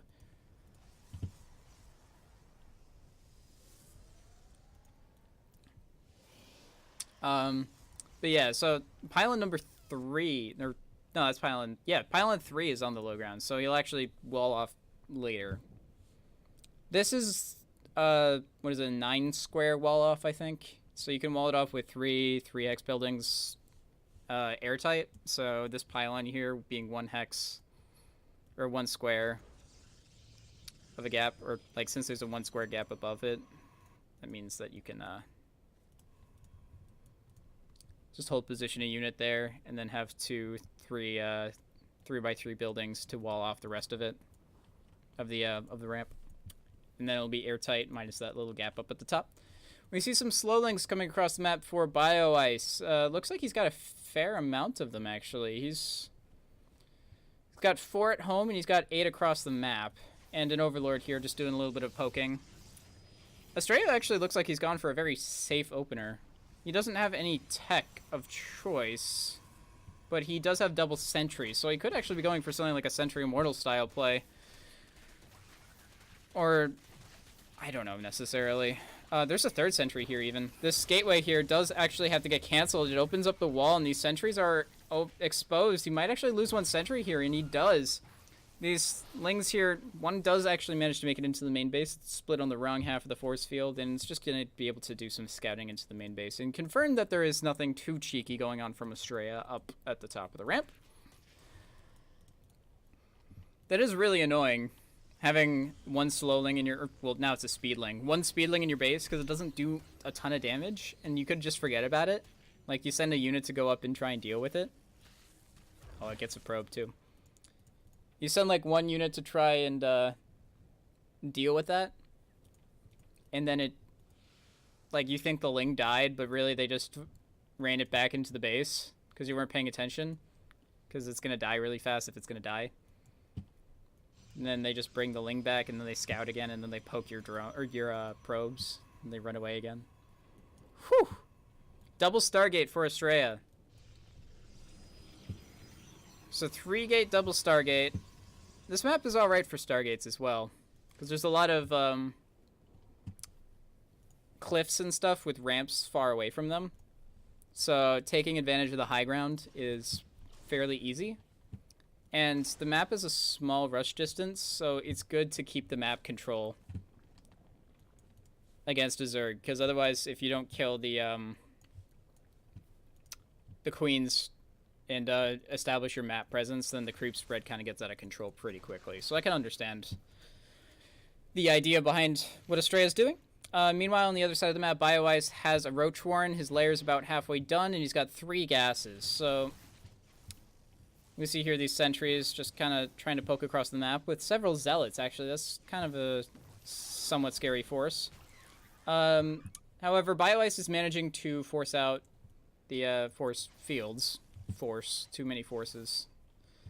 So there's only really enough energy for, what is this, 3 force fields now? Which is not going to be ideal against, like, say, the roaches.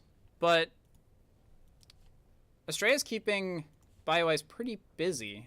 He's not building drones, he's building more roaches. There are no spore crawlers on the way. The layer just finished, and how many queens does he have? He has 4 queens, and that's not going to be a whole lot of queens to deal with all these phoenixes with no spore crawlers.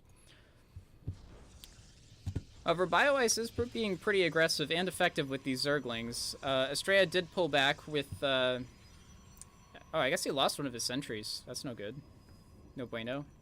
So he did pull back with his units, and he's trying to defend at home against this Roach push, which is actually turning into a Ravager bust as well.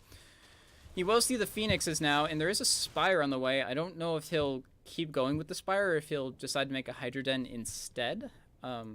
Actually, with these extractors, he could probably just go for a Corruptor approach.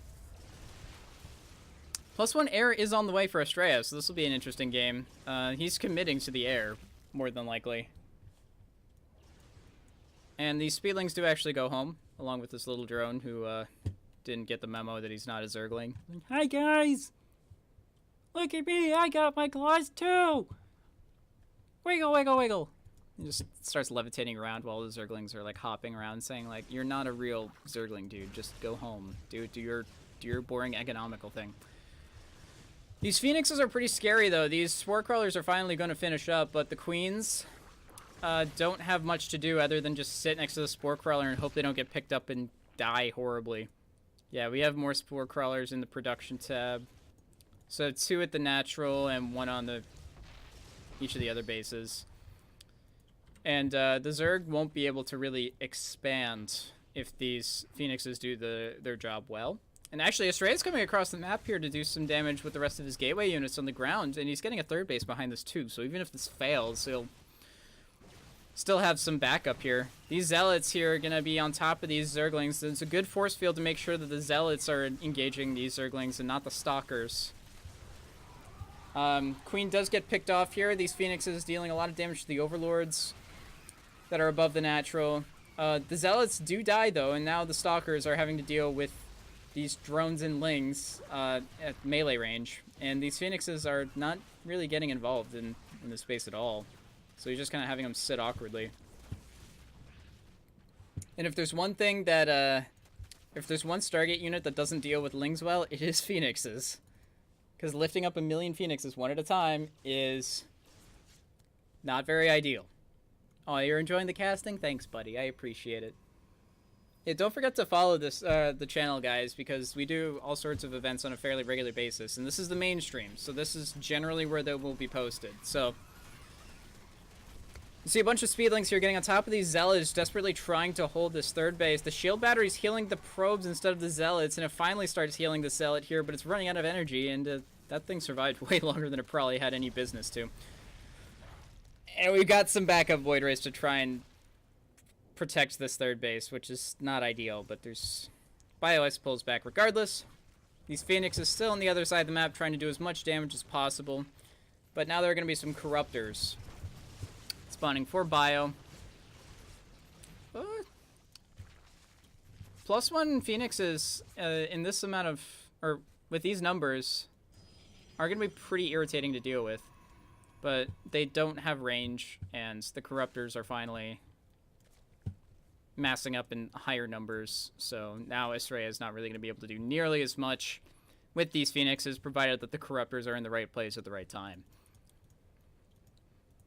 I forgot how annoying it is to deal with Phoenixes as a Zerg, because you can't, like, move your Overlords out to scout and whatnot. Oh, these Corruptors actually trying to sandwich in these Phoenixes here. They will manage to get away fairly unscathed. There's one Corruptor here trying to do what he can, but yeah, that Corruptor is a little overwhelmed. We have some Void Rays coming in to counter these Corruptors, because if you let these Corruptors go uncontested, eventually BioIce will just turn them into Broodlords. And Broodlords are not fun to deal with for any race, including other Zergs. Broodlord Wars. Brood Wars? Brood War?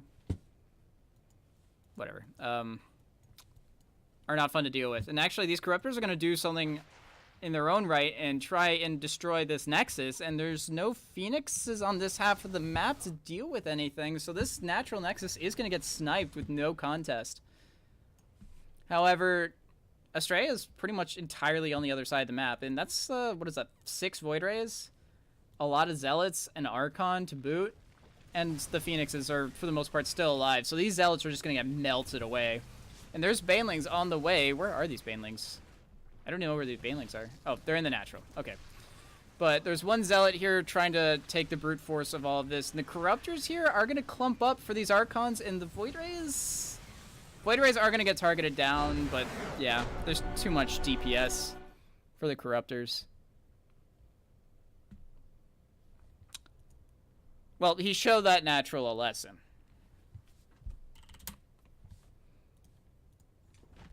Alright. So Astraea's up 1-0. Next map is Cyberforce, which we haven't actually casted yet.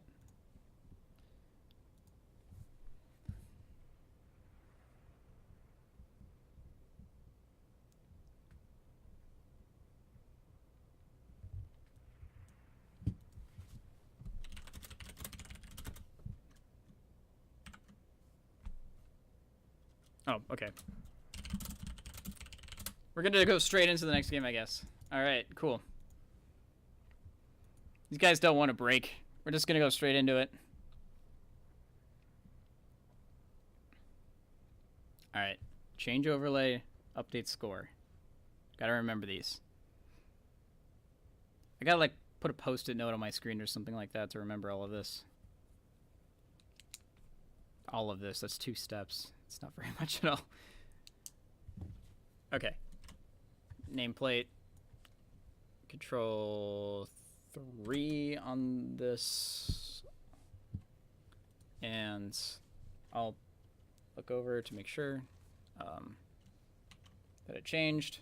Yeah, it changed. Awesome. So, spawning at the top left-ish position of Cyber Forest as our red Zerg down 1 game. Let's see if he can pull the next 2 back. It is a Bio Ice. And in the bottom right-hand corner of the map, 180 degrees opposite of Bio Ice. Ooh, with symmetric maps, that's crazy, right? Also from Alpha X, he's blue, he's Protoss, he's Estrella. Now putting the pylon on the natural, so we might be looking to do a little bit more of a fast expanding play, especially since this ramp is pretty easy to wall off. Relatively easy. How's the battery on my phone? Alright, it's staying stable on the charger, that's good. Bio Ice going for Hatch Gas Pool. For those of you not Zergy people, generally speaking, if you get the gas before the spawning pool, that means that you're looking to get metabolic boost faster, or maybe go for something like New Inside's Carapace or a faster layer, something like that. Normally you'll time the gas first so that you'll have 100 gas the moment that the spawning pool's finished, and then you'll be able to research speed, and then you pull your workers off the gas again, unless you're saving up for like New Inside's Carapace or something like that, which you would get for more map vision from these overlords. Because speedy overlords are a lot easier to protect. Or, well, they can protect themselves by, you know, running away. And scouting as a Zerg is really crucial, since you want to take as much of the map as possible. Because, you know, forward to swarm. Alright, so Bio Ice is about to get his 100 gas. And there we go. So he will get speed. Doesn't keep any workers on the gas, so it looks like he'll go for a really fast third base here. Estrella will see this, though, and do his annoying probey thing. Although there are some lings here to make sure that, you know, it doesn't stick around too long. Probe will try and survive. It will not. Props for the effort, but yeah. That's a painful death. And we're going to go for that 30 supply third base. And he should put his workers back on gas relatively soon now that that third base is down. Meanwhile, on the Protoss side of things, that's interesting having the double pylon wall off there. But Warp Gate is starting up. There is the Estrella Stargate that we do know and love. And he's currently only mining from 2 gas geysers. So it is possible that he's going to go for a faster third base. He does have a Stalker here to poke at this Overlord. And as stated before, there is no Overlord speed on the way. So this is good. Bio Ice still not mining any Vespene gas. So he's going to be relying on a lot of mineral-based units. So Queens and Lings are going to be his bread and butter right now. He will have speed at least. So that's good. Oh. Where's my chat? There we go. My chat bar on my phone went away, so I was just watching myself on mute. It was kind of weird. We see a Void Ray actually getting chronoed out from Estrella. Now, of all the Stargate choices, Void Ray is not as common, but normally what you would want to do with a Void Ray is catch Overlords off guard or out of position. I mean, Bio Ice kind of knows what he's up against. Has he even seen the Stargate? Yeah, he's seen the Stargate, and he's seen that there's an Overlord. So, he's more than aware that he needs to keep his Overlords at home. Hold on, sorry. Same. There we go. So, Bio Ice is droning up pretty heavily, which is nice, and he's getting a layer at the natural. I always think it's interesting to get a layer at the natural. I never understood it when I was playing Zerg, but now I kind of understand the point behind it. Now that, because when you get to higher levels, it's more of a scouting war. It's a war of information rather than just pure macro. Like when you're in like Diamond League or even like low Master League, it's more about who can macro better and who can execute their strategy faster. But when you get up to this point, everybody's macro's pretty much spot on. And so you just need to know what your opponent's up to so that you can macro with the correct composition. So having the lair at the natural confuses scouting information. That's also why there's one gas geyser here and one gas geyser here as opposed to two in the main base. Well, now they're both gonna, all four are gonna get mined. All six are gonna get mined. But also just a side note, lairs have 500 additional hit points than a hatchery that's not morphed into a lair, so it's harder to snipe the natural.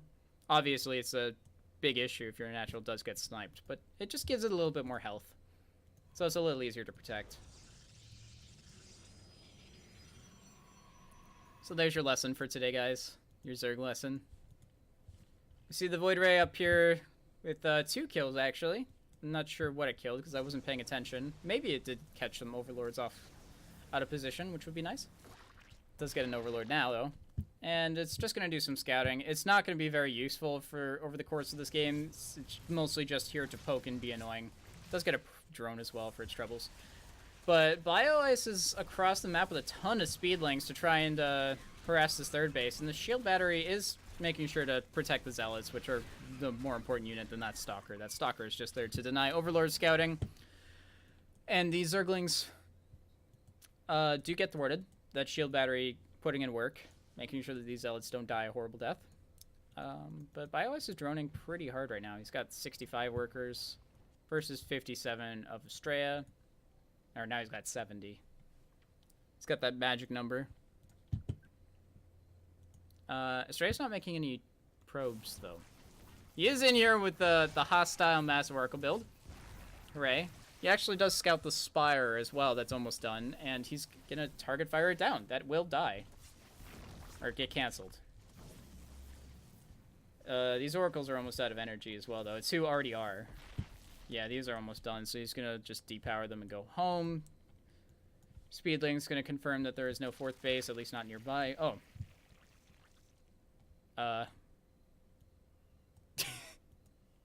Okay, that makes more sense. These Oracles are going to go over the Speedlings. Does he register that they're there? Of course he does. Now that is scary. That's a lot of slow banelings coming up to this ramp here, and there will be enough that survive to get into this wall, and the Speedlings will say hello.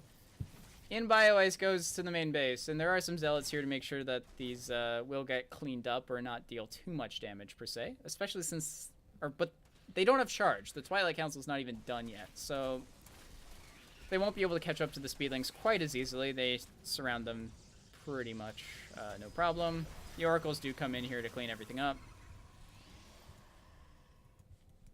But that is a lot of energy that he wanted to save on those Oracles. It's always kind of weird to see Oracles as an army composition unit, because that's not what they were designed to do at all. They're supposed to be a harassment unit, like strictly, pretty much. Or like a support unit with its revelations and stasis wards. Kind of like a Raven in that regard, except it's faster and actually shoots by itself and stuff. I was about to say it doesn't use energy, but it actually does use energy. There's some more banelings up here that we're going to try and do a little bit of a run by onto these probes here, but they will go down. Only touches 1 worker and survives with 1 HP. Shield battery doing work. Oracle's coming into the main base to see that there are 3 Spore Crawlers and a Queen. Albeit not a helpful Queen. Defending, and there are Mutalisks as well running around trying to catch all these Oracles and make sure that they stop zapping everything. Stupid extractor. It was a bad extractor. It wasn't following orders, whatever those orders might be. I have no idea what an extractor would be or how it would be following orders. So, mutas are continuing to be in production. We do see some Archons and some Phoenixes being built for Estrella, so these mutas will be pretty hard countered soon, but this was mostly just an attempt to counter-harass, get some scouting information done, maybe snipe off a tech building or some workers. And it is an expensive investment, but at least he keeps the Oracles home for a time. We do see an Archon coming out here with that Zealot force, and this Void Ray is still alive from the beginning of the game, by the way. It's got 6 kills now. It's probably going to die some point soon. No? Never mind. These drones trying to run away into a wall. You can't run through that, buddy. Buddies, guys. This third base is in some serious trouble, by the way. That Void Ray does go down. Got like 7 or 8 kills, though. And the Oracles are here across the map, because these Phoenixes are here to deal with the Mutalisks. These Oracles are not going to be fun to deal with for BioIce here. He's going to just snipe these Spore Crawlers, no problem. He can snipe all these drones almost immediately as well. It's kind of a nightmare scenario for Zerg. No Zergs like dealing with mass Oracle. It's just super irritating to deal with. That Queen does live, which is good. And Bio is continuing to make these Speedling run-bys work in his favor. He actually might be able to snipe this 4th base. You see here, the Phoenix is having to pick up the Zerglings. That's, as stated before, not ideal. Bio does realize that he has to go back, though, with those Speedlings. So they will live to be annoying another day. We see Corruptors coming out for BioIce. And this 3rd base did survive. Didn't actually take any damage at all. Did lose some drones, but everything's kind of stabilizing right now for the time being. Estrella is still making probes. He's actually ahead on workers. 54 workers versus like 45-ish once these drones pop out. Will be about how much drones he has. How many drones.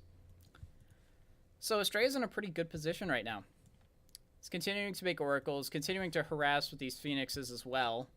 And the Corruptors are kind of split up. On a map like Cyber Forest, which is pretty big, it's difficult to deal with all of these really fast air units at the same time. This 4th base does go down. I don't know if BioIce actually cares that much that 4th base goes down, just because he can't really mine from it effectively yet. It's not great, but I think he'll live for now. He's busy trying to restabilize this economy. Like, this base still doesn't have any gas mining from it. Actually, a lot of bases don't have gas mining from them. Mostly because he has a gas bank. He's been trying to make drones over and over again. But yeah, Estrella's in a really comfy position right now. He's back up to 70 workers already, and he has like 20 more army supply than his opponent. Or, sorry, 20 more workers and like 25 more army supply, and he keeps chipping away at BioIce. Things are not looking good for him right now. And he doesn't really have any way to make Estrella make a major misplay and run into him. These Banelings could do some work, but these Oracles do kind of catch them off guard. Alright, he does get some workers that were on the extractor there, which is good for him. But Estrella is getting a 5th base. These Corruptors do target the natural, similar to how last game went down. He specifically said, I don't like natural bases. Make that go away. But, yeah, now Estrella's across the map here, dealing a lot of damage to the workers up in the natural with those Phoenixes, and the rest of the army coming in. Oh my god, there's so many Archons. 6 Archons with 1-1. Yeah, there's no way that you're going to break that as a Zerg player anymore. GG, Estrella takes it 2-0. It's a lot of workers created for both players. Alas. Here, we'll restart this song.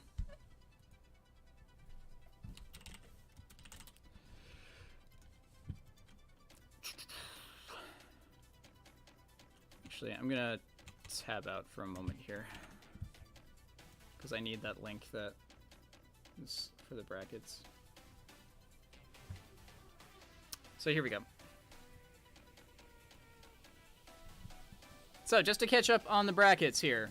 You see, Estrella took out BioX 2-0 just as we were watching. So BioX will go down into the bottom brackets. He will be playing whoever wins in Fire Zerg versus Uzikati. Kuna is currently playing against Starkiller, and whoever wins there will be playing against Paco. Light did take down Paco just a little bit ago, and so Estrella will be playing Light in the winner's bracket in the semis.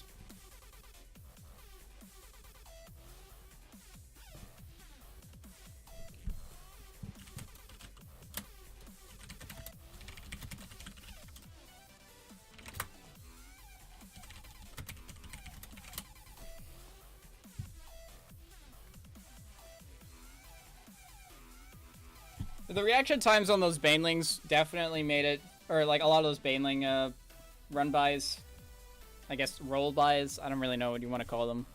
But those little forces of Speedlings and Banelings coming in trying to kill all the workers and stuff, Estrella did very well making sure that he kept as many workers alive as possible from those. So,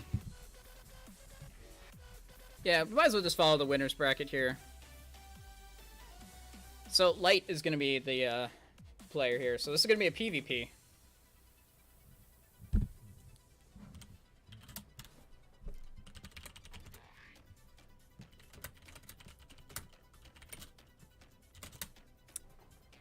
Let's watch these vetoes go down.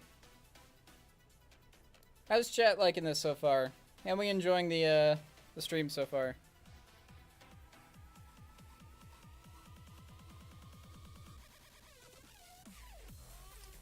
Vetoes so far. Automaton. PvP Automaton, I can imagine, is a little bit of a mess. The bigger the map is for PvP, the more likelihood there is for proxies. Then you want Scout. King Cove also gets vetoed. Again, kind of a big map. Understandable. Kairos the Cyber Forest. Similar lines. So, currently, maps that are left are New Repugnancy, Port Alexander, and Year Zero.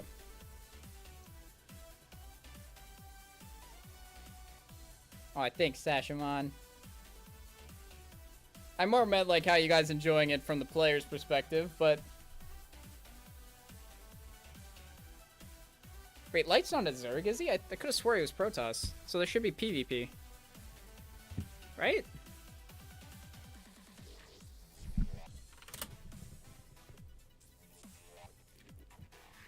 Alright, so Repugnancy is the first map again.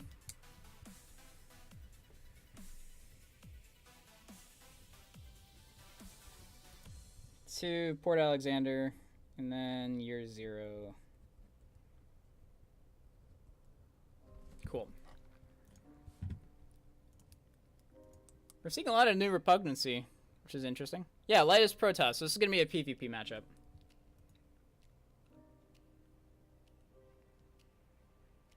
Arcade chat is so weird. Despite all my rage, I'm still just a rat in a cage.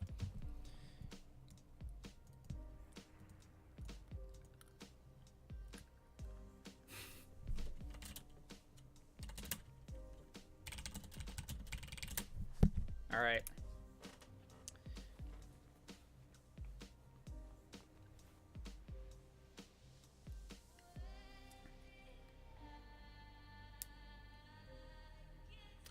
This is another Fiji Ouija track. I guess the radio really wants, or the Spotify radio really wants me to listen to that. But... Alright, I think I got everything covered here. I think I changed the overlay on time. Maybe the hotkey didn't go through, but whatever. And pause the music here. There we go. It's a good fade out right there. Should be a DJ. Alright, so spawning at the bottom left-hand corner as our blue Protoss player. In the semi-finals here. Here, Control-Shift-3. There we go. Best of 3. Hooray. He's blue, he's Protoss. I said that already. It is Light. And in the top right-hand corner with continuously interesting pylon placements. Actually, this is the same that he did against the Zerg. He's red, he's also Protoss, he's Estrella.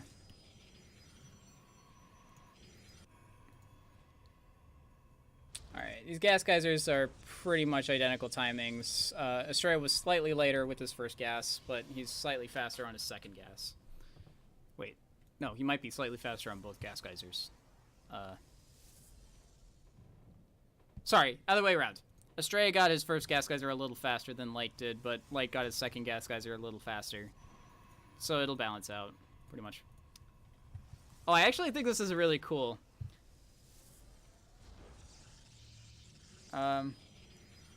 It's really weird to see something like this, but it makes scouting a lot more difficult unless you actively click on the assimilators.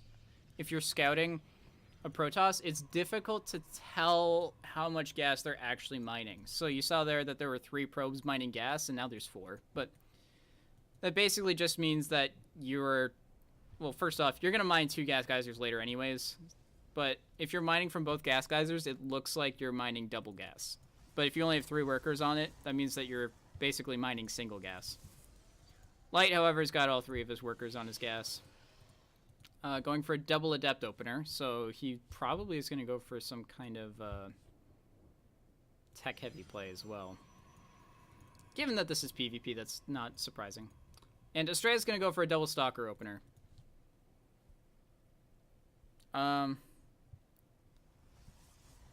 Generally speaking, like, I've seen the double stalker player have more success than the double adept player.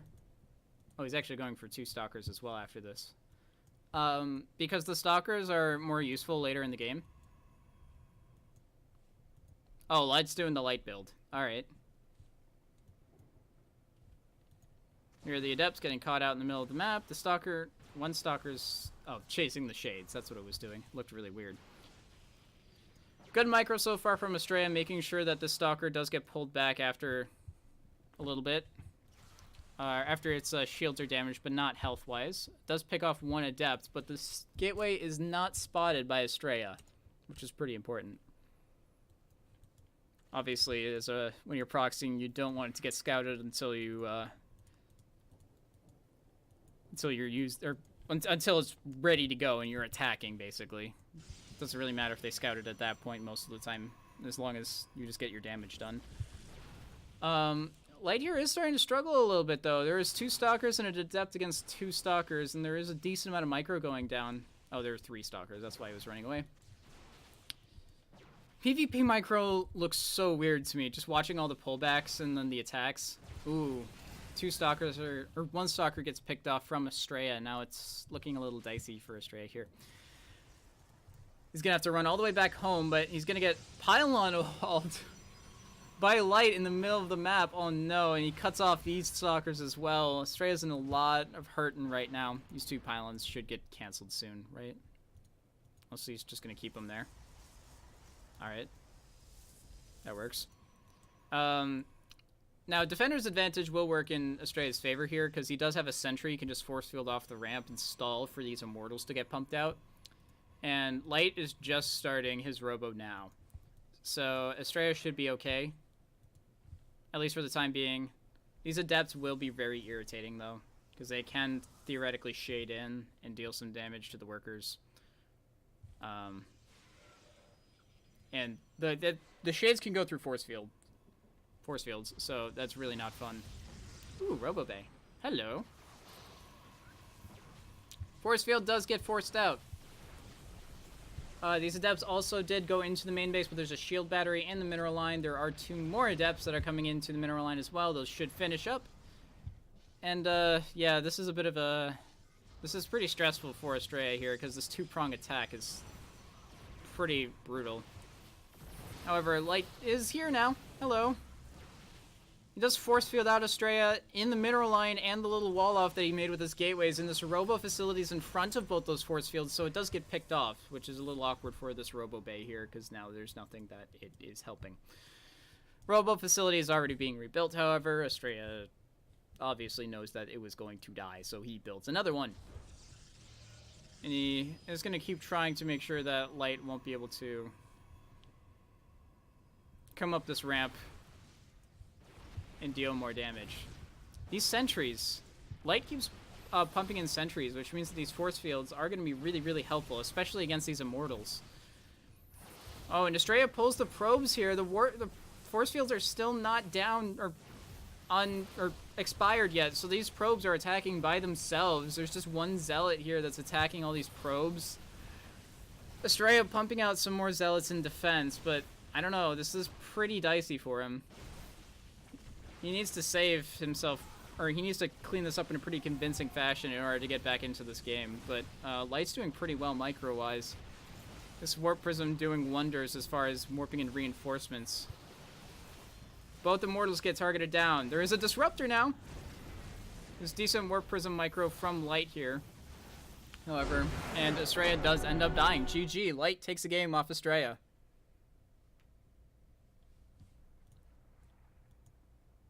That is an oof. The life of PvP. Alright, so game 2 is going to be on Port Alexander.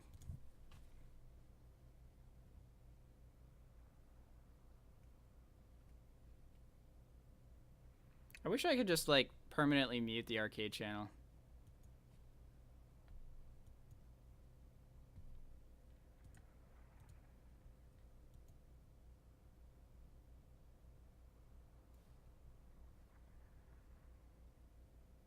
Oof. Oh, right. I switched back. Gotta get into this in-stream professionalism instead of just having a random bar that says Alpha X in the bottom center of the screen. Alright, looks like we're waiting on Estrella to get his game going and accepting the lobby, so I'm assuming he's just left for a second. Oh, I can perma-mute? Oh, awesome. I'm gonna do that while I'm waiting. Is it in here? Ah, there it is. Wait, what? Ew.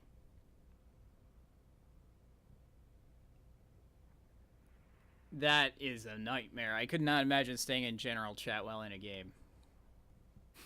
I love how this is a thing too, by the way. Mature language filter. Could probably unblock these people now. There we go.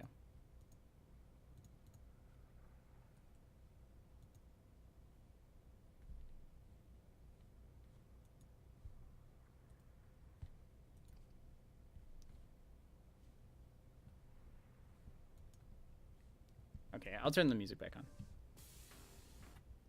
Actually, I think that's a good song. I think.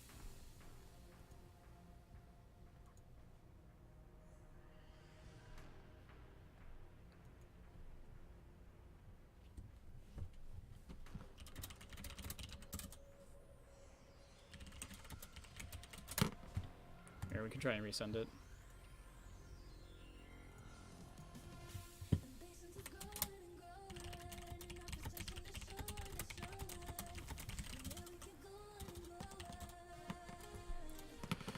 Okay.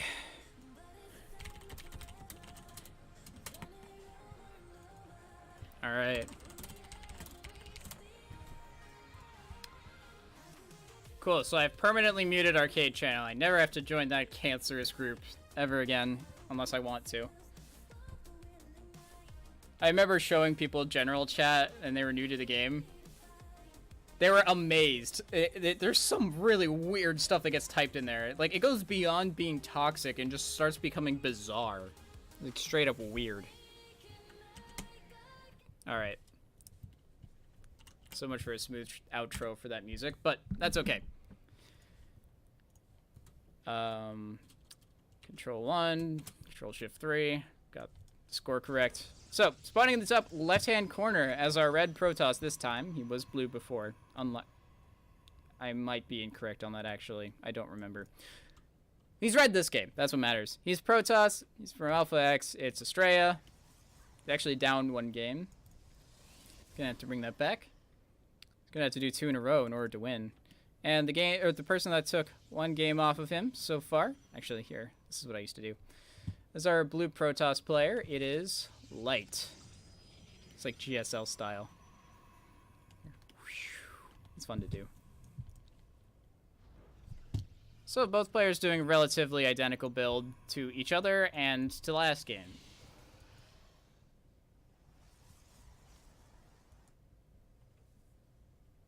Yeah, here. If you go into your options, go to social, and then it says, what was it, auto join play mode chat. If you uncheck that, then you don't have to join arcade anymore. It's great. I love it. So both players going for a 2-gate Cybercore setup. Obviously, that's pretty standard. Light, however, is going for 4... Or, well, he is starting to put workers on gas again, but this could allude to him going for a tech-heavy, sentry-heavy style like he did last game, or something like that.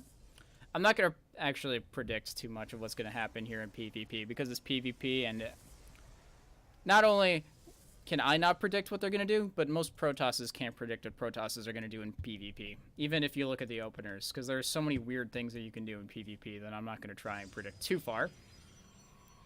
Ooh, Light's actually putting a pylon down at the natural. That's a weird place to put it, actually.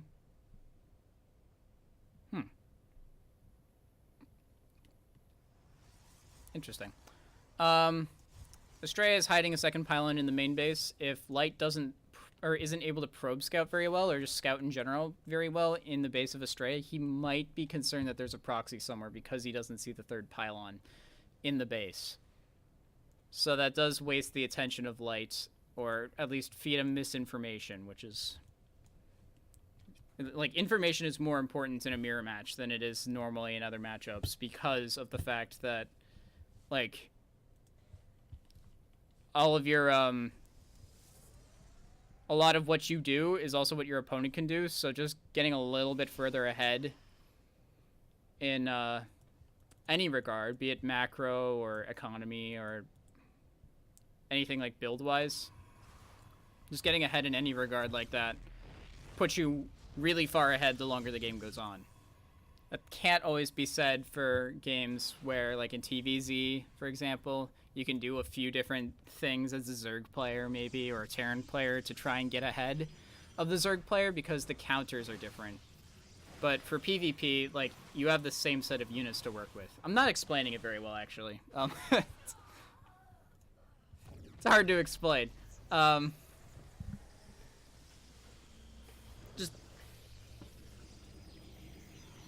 Just trust me on that. If you lose 2 workers in ZVZ, you'll understand pretty quickly. Estrella does actually come in with an Oracle that he built from in his own base. And he's getting a fair amount of kills with it. We see the sentries here, or we do see some stalkers here, actually. For Light to defend against this Oracle. It's gotten 7 kills so far. That's really good. Before it eventually gets, pushed away, but it's still alive and still has a fair amount of health. He's actually gonna poke in to see what's up over here. Sees the 2 stalkers are defending. We'll continue to do some more scouting. He will see that there's no natural here, which is important. And he has a pylon right outside the natural of Estrella. However, Estrella's got 3-gate, a Stargate, and a Robo. I didn't realize you could afford that all off of one base. Jeez. It's also hella oversaturated. He probably wanted to expand and then saw Light's setup and decided that was not possible. See a triple shield battery proxied up over here. And a Warp Prism. So, yeah, Light's not really looking to go for a late game play or plan here. He's got 5 sentries as well. Jeez. That's so much Vespene gas.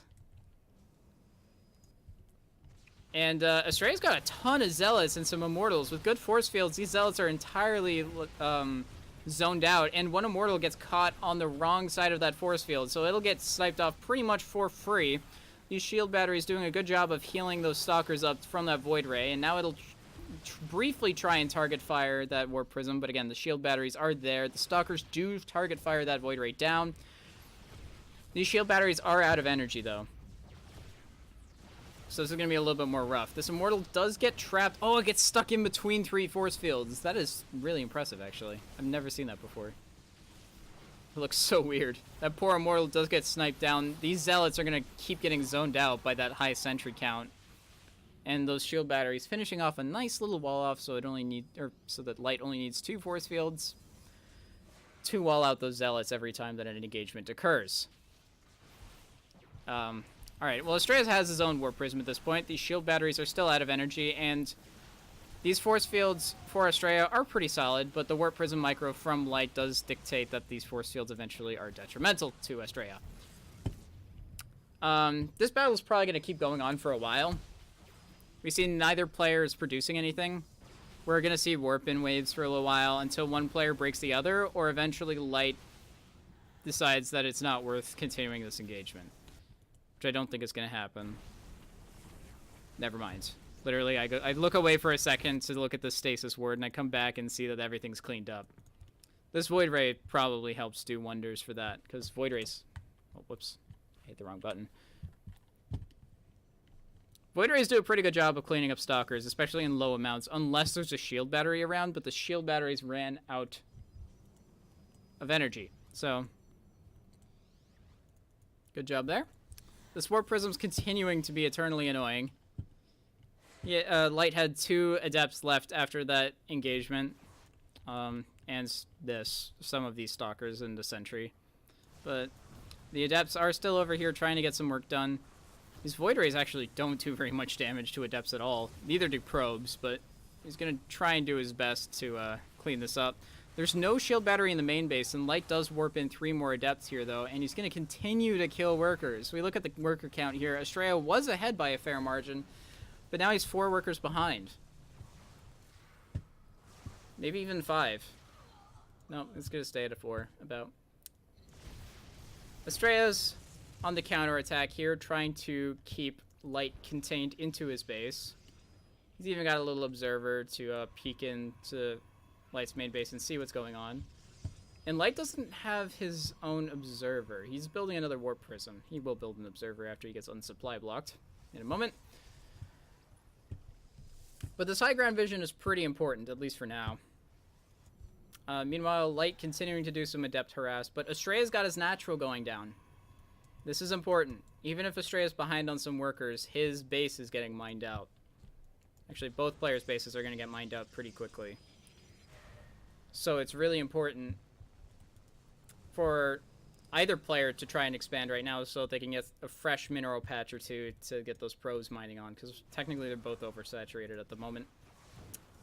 Astraea does clean up this Warp Prism harass again. The Warp Prism is down to orange health, so that Void Ray can pick it off a lot easier later on if it catches it. There was a Void Ray. Yeah, there's the Void Ray. Jeez, this harassment is relentless. From Light. Just won't let it stop. Yeah, there's a Phoenix being built to try and kill that Warp Prism.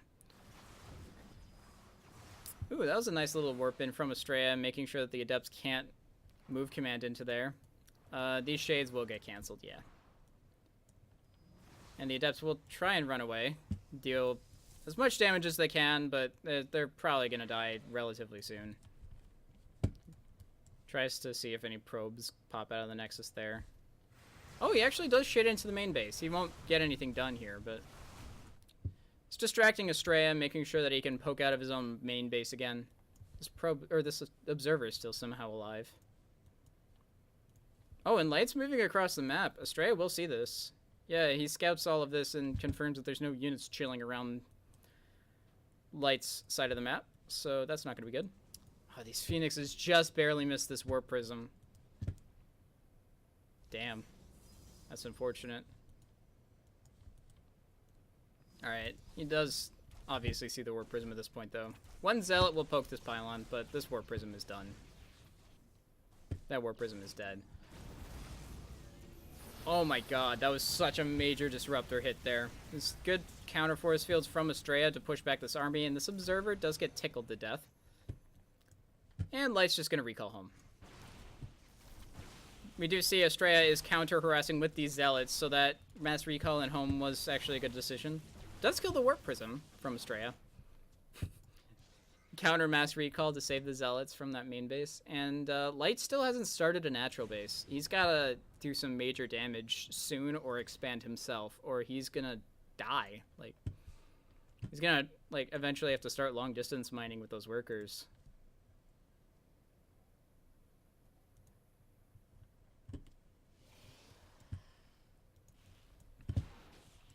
Astray just poking around with some Phoenixes so they could do some of their own scouting. Did Astraya's Observer die? Or did it get recalled with the Zealots? I guess it died. I'm quite frankly surprised it didn't happen sooner. Alright. We see Light going in for probably the final engagement of the game here. These Disruptors trying to get whatever they can done, but there's probably not going to be too much that happens here, provided that Astraya does proper micro. Important thing to note, Disruptor shots go through force fields, so Astraya kind of has to do these splits and just pray that these Disruptors don't get decent shots off, but at the same time, Disruptors are pretty risky.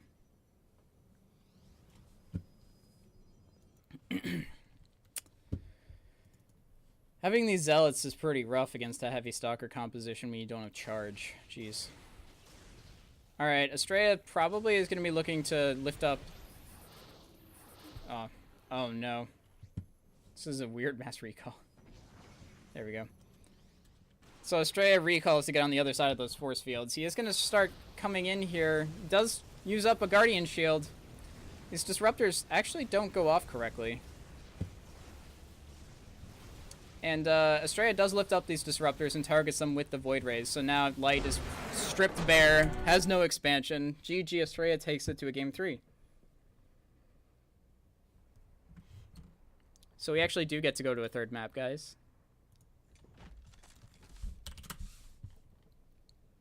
That was a long game considering how many bases people had. Whew. I'm gonna need water soon.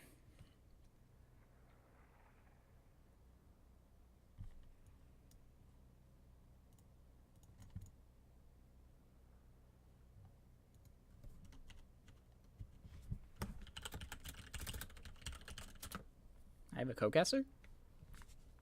What?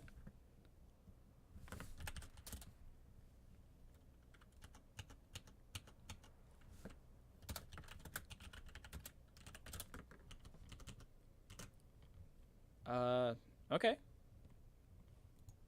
I think I'm actually in the Discord right now.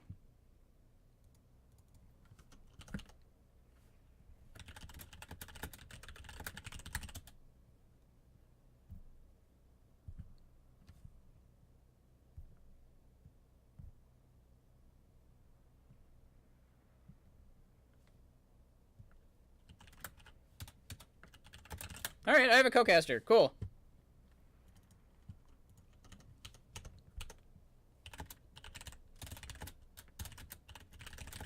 Hello, hello, hello. Hi, guy. So, for those of you who don't recognize my voice, I am Salvanth. I'll be helping co-cast the remainder of the MVP Cup. I can't remember where I've talked to you before. I know I've talked to you a few times. Yeah, I think we've casted something before. I just can't remember exactly what. I think we just hung out in the Discord a couple times. That could be. Yeah. I'm pretty sure that was all, though. Maybe we did cast something together, but I'm not certain. Alright, well, you're popping into Game 3 here of Astraya versus Light. Ooh, Game 3. Very nice. Yeah. And it's PvP, so it's pretty scrappy for both players here. I love PvP. Probably my favorite. It's fun to watch, not fun to play. Alright. Both players say go, so I'm gonna just start right now. Usually the most stressful matchups are the hardest ones to play, but the best ones to watch. Well, yeah, like ZVZ, Lingbane Wars are pretty entertaining to watch when the skill level gets pretty high, but it's such a stressful thing to play. Oh yeah, as and well. one mistake and it's just like, well, I guess I lose that game. Yeah, exactly. You want to do the first intro or the second one? Ooh, I get the first intro. I'm honored. All right, hold on. Got nameplates up and stuff. Control Shift 3, Shift 1, Control 1. All right, we got stuff done. So, spawning in the top left-hand corner as our blue Protoss, losing game number 2. Let's see if we can get game number 3. It is light. And spawning in the upper right, taking game number 2, apparently, as I've just found out. Looking to bring Not it wrong. home, it is Freya. That is solid information, although I guess I can double confirm that later. I've done some And you said interesting what, mistakes so far won today. Game number 2? Yeah, Estrella got game 2. So. It's keeping his tournament life alive. Life Well, alive. there's a losers bracket, so There is a loser's bracket, yeah. I think that whoever loses this goes straight to the best of 3, don't they?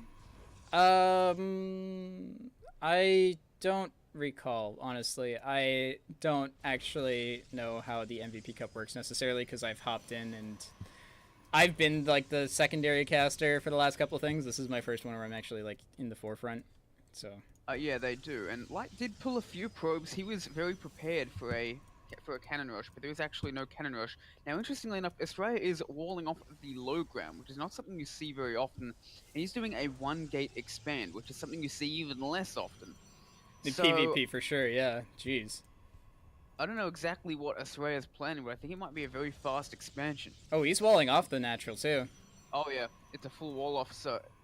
But he's also getting double gas. So I sniff a either he's Stargate. gonna yeah, I was thinking he might be taking a very fast expansion with 6 probes on gas already. I think it is going to be faking a one-gate expand, faking a Nexus, a one-gate expand when he's actually it's going for one-gate Stargate. He did this against Kuna already. This does look very similar to a build he did against Kuna earlier today. So, and that was a Stargate Yep. play. Oh, there's the Estrella Stargate. Yeah, but that was a PVT. It's normal to expand quickly in a PVT. Yeah, he did full wall off his ramp though as well. So it was very strange, and it was on Port Alexander, so the Reaper literally couldn't jump up unless it went through the natural. But it walled off. He walled off the natural, so he literally couldn't scout. Well, there you go. Yeah, it was Do you think- pretty spicy. You think in PVT that'd be like super suspicious though, right? I would think what- so. I usually think a full wall off is super suspicious, but I don't play with these guys like ever, so they might practice enough to where this might be common in faking it or be a fake or Yeah. something. That's fair, although I don't really see this in pro-level games very often either, so I don't think it's common by any means. Unless it's common specifically for them. Interestingly Yeah. enough, Australia isn't looking to do anything super aggressive because Australia is continuing to make more and more probes, but we do have a proxy robo on the way, which we scouted immediately. Well, that's unfortunate. Astray, you're not allowed to Hallucinate- proxy. Hallucinated Phoenix will meet a real Phoenix. I wonder So it who looks wins like- there. Australia wanted to go for a Stargate and then a Robo and then an expansion because he's gone up to 99 probes, but I think he might have changed. I don't know what Australia's doing. I think he's just making it up as he goes. But he is going to expand now. Yeah. Meanwhile, Light's expansion is halfway done. Light has his own Robo on the way. It's worth noting that there is a recent change which makes Oracles a bit worse. So, against Robo, actually probably a lot worse against Robo. So it looks like Australia is just going straight for Phoenixes. Yeah, the Oracles now do. I don't think it's any other change, but they switch targets a lot slower now. Is that the only change that they did? No, they've been changed to armored units, which means That that too. Stalkers hit them a lot harder and faster. Yeah, I forgot that part as well. Which I'm That's okay really the with. big They look pretty I- meaty. I think they actually reverted the Oracle change. Did they? I Or don't- did they revert it just until the patch? I- I'm not sure. Someone tell us in the chat. I'm pretty sure that it hasn't been reverted, at least from my personal experience in game, but I don't Oh, know. there you go. I could be wrong. So Light's going for Blink. Did he cancel his Robo? Yeah, he did. Cancelled his Robo, went for Blink.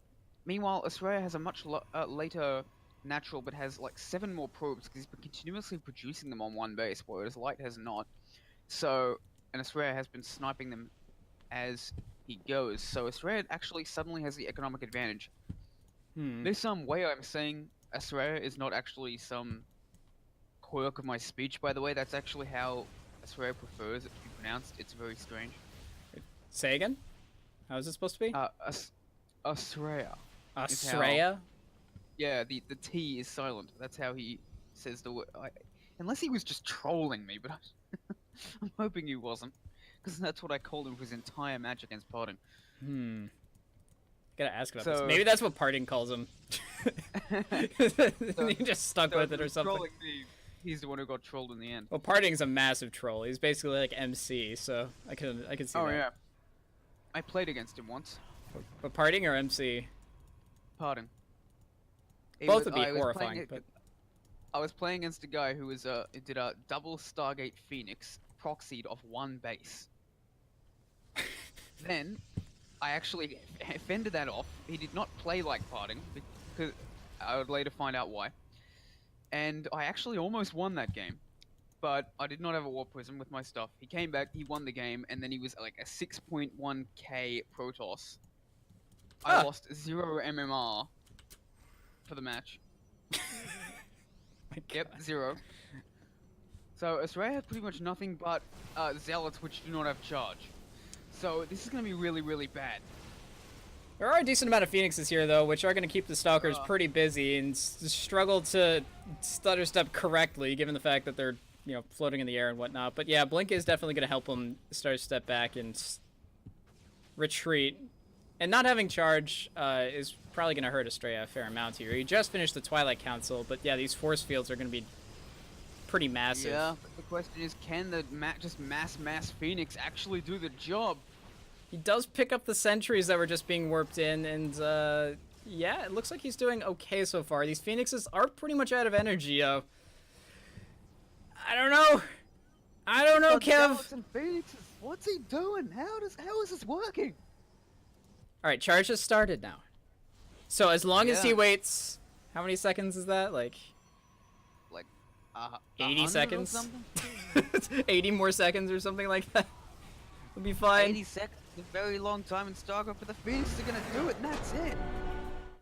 The power of slow Australia zealots. will advance somehow. I don't know somehow. how. Estrella's been making slow zealots like constantly in multiple games, and he's just been able to get away with it for whatever reason. Wow. I don't understand either. Whew.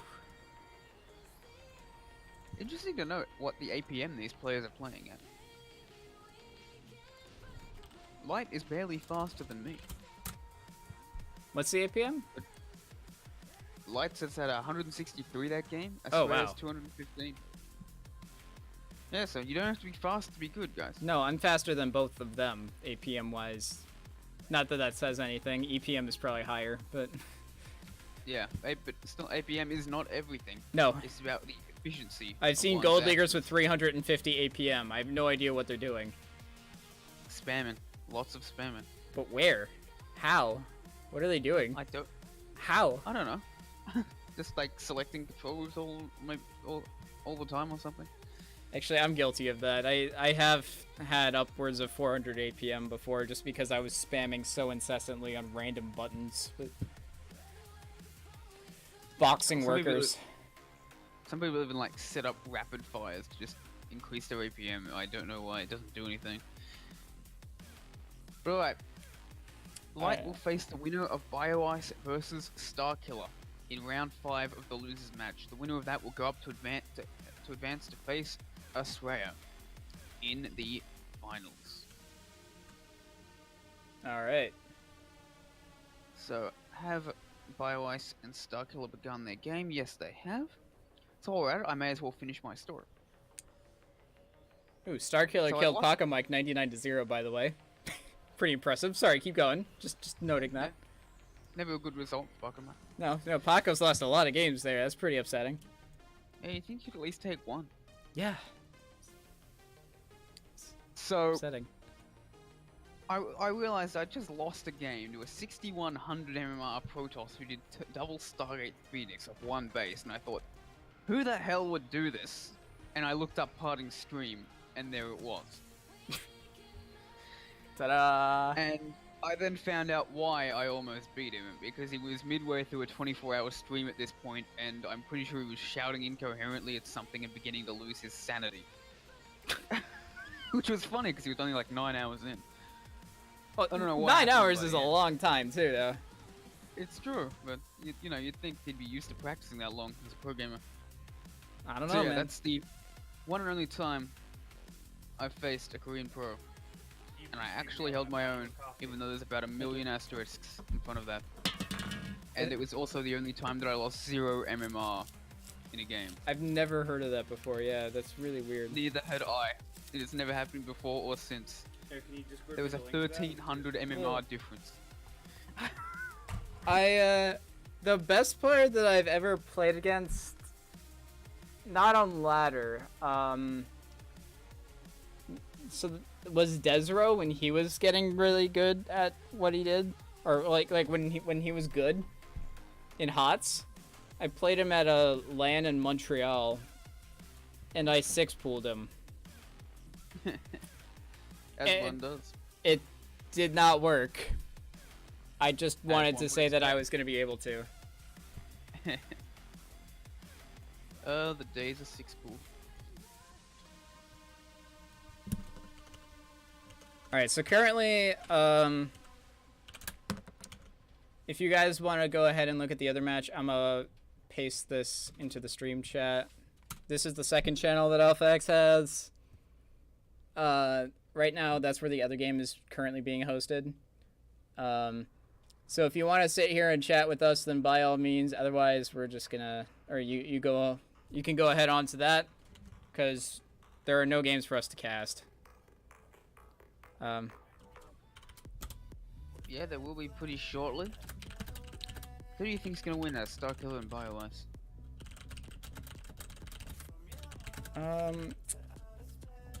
I don't know. That's a ZVZ. I have no idea how BioIce really plays, necessarily. I casted him against Estrella, but that doesn't really say too much.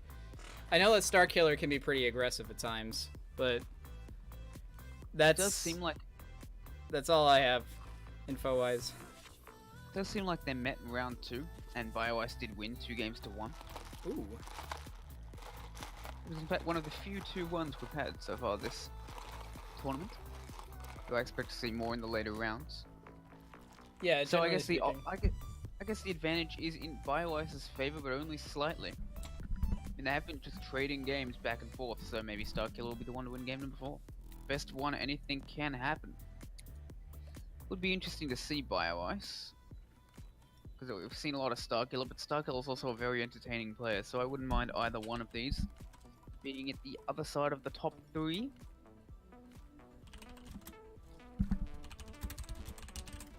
Australia, Light, and a Zerg. Fortunate for you Terran fans, but Uzi Cody did fall to BioIce in the previous round. Alright. Alright, 1 second. Apparently I can just stream their stream. Alright, so I mean, Sushi you wants could, me but- to go and put their stream on right now. On the computer. I guess I could do that, sure. I suppose I'll just sit here and sit on my hands, shall Well, I? you could go to the that Twitch channel as well, so. Wouldn't there be like a 2-minute delay? We're gonna be on like the, no, we're not on a delay at all, because this is in-house, so I was informed specifically not to do that, but Okay. Oh, alright. Let me check it out. Okay. Okay. So this is. so what I'm gonna do is I'm gonna turn it on, and I guess we're gonna do like a director's cut style thing where I guess we just talk over it. Yeah, I'm gonna mute the... If we have any comments to make. Sounds good to me. There's an echo on the B stream. Wait. Can you like... Yeah. Can you expand it out? So, because we've got the Oh yeah, overlay yeah. on right now. I can Yeah, full Give screen me it your- and then take away our overlay. yeah, there you If go. your internet can handle that. I'm sorry. I know mine couldn't. It Your small might- buffalo brain. Might be able Oh to. my. Hold on, let me see. Is there an echo for him as well? Starkiller For has Buffalo? Weird builds. I don't know, When I've you're got the listening onto stream the muted. stream? Turn the stream on wow. sound-wise for a second. On the B Okay, stream, one at the, sec. or even just the B stream or There is something. an Overlord Scout and Maybe I have it open in has 2 different survived places, but to the Spire. So, this is not bad for BioIce. Like, he knows it's coming before the No, I can't really hear him very much from mutas your stream, are across the so I line. wouldn't know. Oh no, like just go onto their stream Right. and listen to it. I can't tell if they have an echo or not, or if it's something on my end. If it's on their end, then say la vie. I But- guess this but- is So what is it, good of Alp? the evolution It's of the Alp Alpha X X2? SC2. We get Yep. to see, So Alp XS. yeah, so you just delete the H and the A. if BioIce Yep. has a response.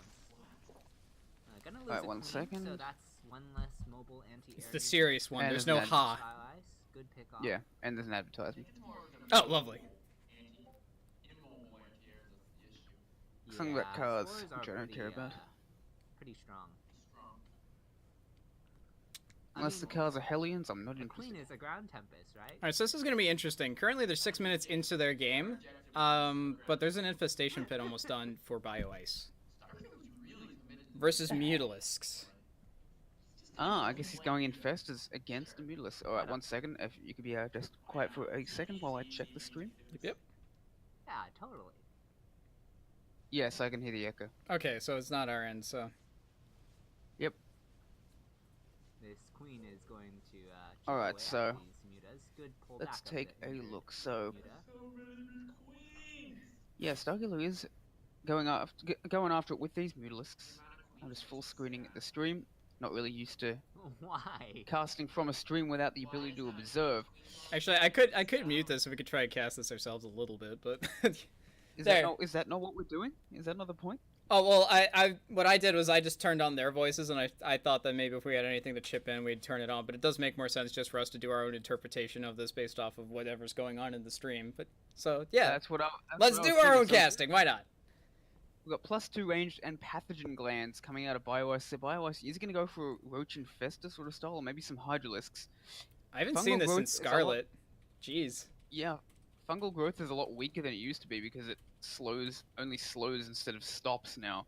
Yeah. So that's definitely, like, it's no longer a death sentence for the Mutalisk to get caught. Gas does get taken down. Starkiller being really annoying with those Mutalisks, but still down 16 workers. Continuing to produce more and more Mutalisks, which is not really a long-term plan against these Infestors.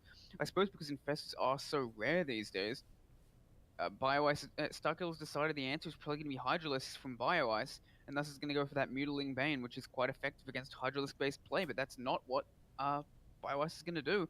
Has he BioIce seen the 7 Infestors? Infestors on the way. He hasn't seen the infestor text, so he probably hasn't confirmed it. All right, he just sees now that there's a fungal growth that poked a couple Mutalisks, but yeah, oh my god, that fungal on all of those Zerglings takes most of them out simultaneously, and the Baneling's going off on the queens. That's not ideal, but there's so many Mutalisks here that they kind of clean everything else up. That was a weird engagement. I Oh, need to refresh the page because I am behind.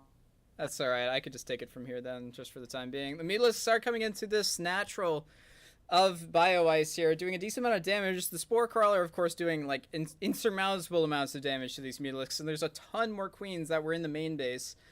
Eventually going to thwart off those mutas. The natural does survive. The drones did not get poked there, and there are a bunch of roaches to boot, so in case there are some backup Zerglings that come in to try and do some damage, we'll be a-okay. He did lose the Infestors, though, so this has been an expensive hold so far. Muta's on top of the queens currently. Picking them off one by one, all the queens do go down, so these roaches don't have any way to shoot up and deal with the rest of this army here. Oh, there are He's still two making more queens. queens. I have switched over to the secondary stream, which is now on mute, so I haven't got the delay anymore. More and more Mutalisks on the way. BioIce with a huge supply lead, a huge economy lead, but there's nothing to deal with these Mutalisks. He needs Hydralisks or something to finish this off. Yeah. Infestor Queen is not going to do the job. I want to see him get Neuroparasite. It would just be funny. It wouldn't be helpful at all. Just get Neuroparasite and like just parasite the mutas to get them to start attacking each other or something like that. So it really comes down to this trump card from Starkiller. Starkiller, on paper, is down in every way, but these Mutalisks, they need, like, BioIce doesn't really have an answer for them at the moment.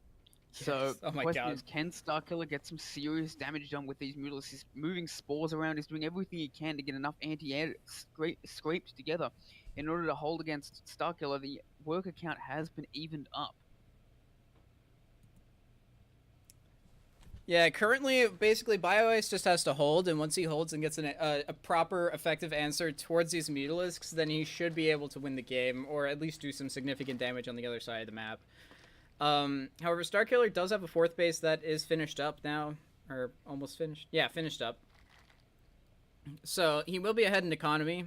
He is slightly ahead on workers as well. It's currently 69 drones to 64.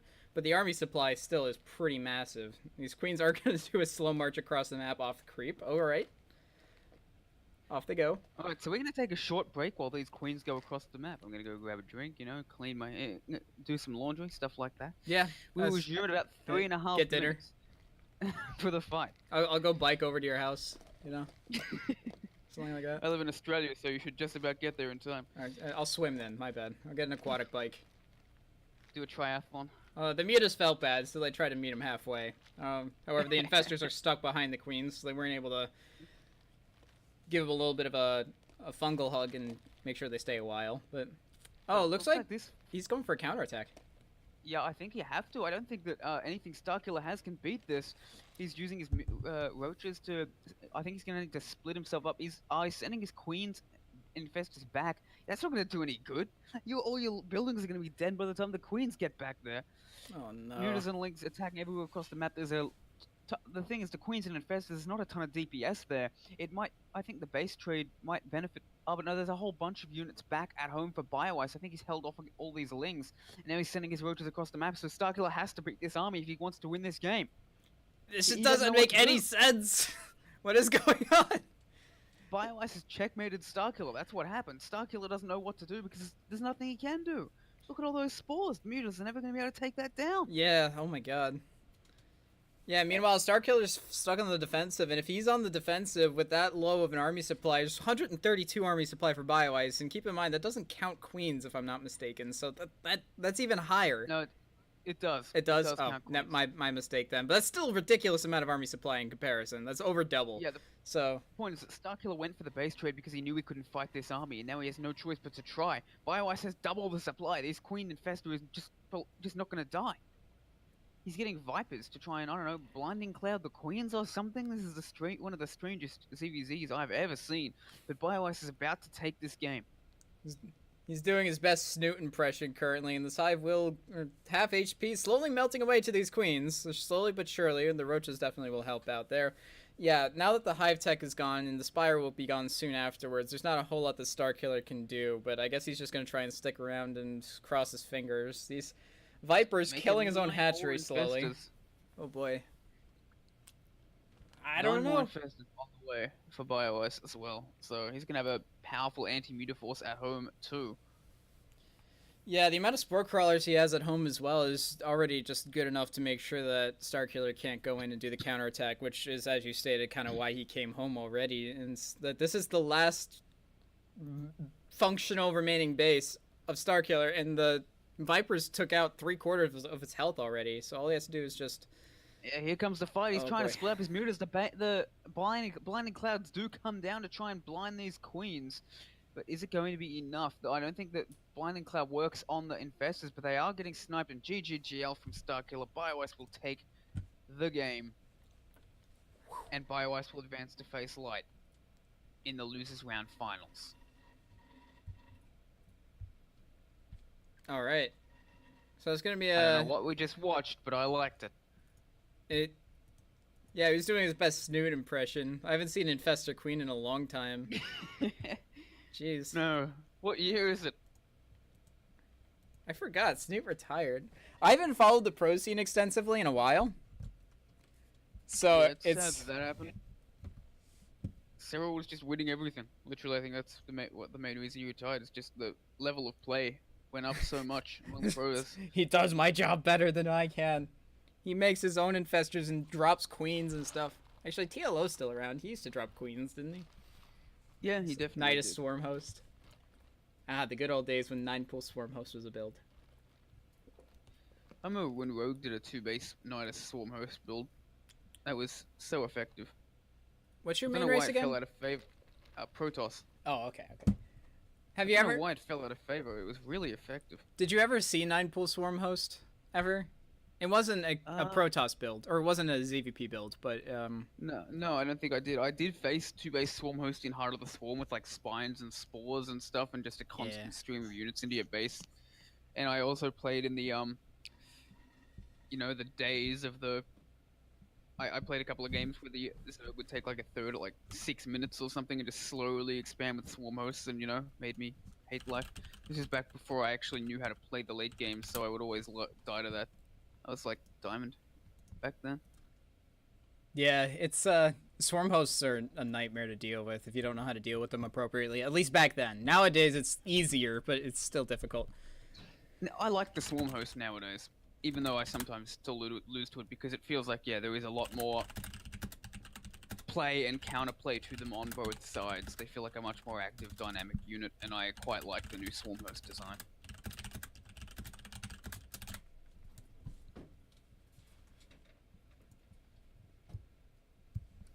All right, so, I'm assuming, I think we got plugged so that everybody from the second stream is coming over to the main stream, and then we're gonna go ahead and do the last game. It says Astray is offline, though. We need him. I guess. Come I back. guess Australia. We don't need Australia just yet. He's in the winners match. Remember? Oh, they Biowaste started versus White already? is gonna be our losers. Biowaste versus. They should. Oh wait. Oh my bad. Okay. Yeah. So we have to do one. We have to cast that Yeah, one.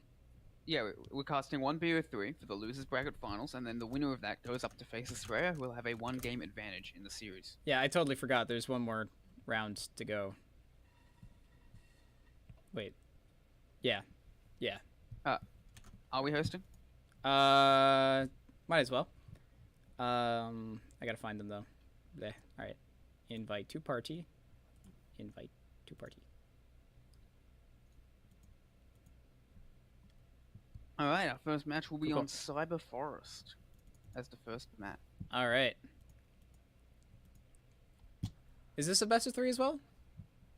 Yep, it is a best of 3. All of the losers rounds are best of 1s except for this final one, All right. All right. which will be best of 3. Then the finals will be a best of 5 with, I believe, a one-game advantage for Australia. Right. Yeah. Yeah. Okay. I'm just waiting on you to accept. Is it not showing up for you? Because I know that happened once for Australia already today. No, try it to showed up. advance I it. was just alt tab checking out the bracket. Sure. Sure. All right.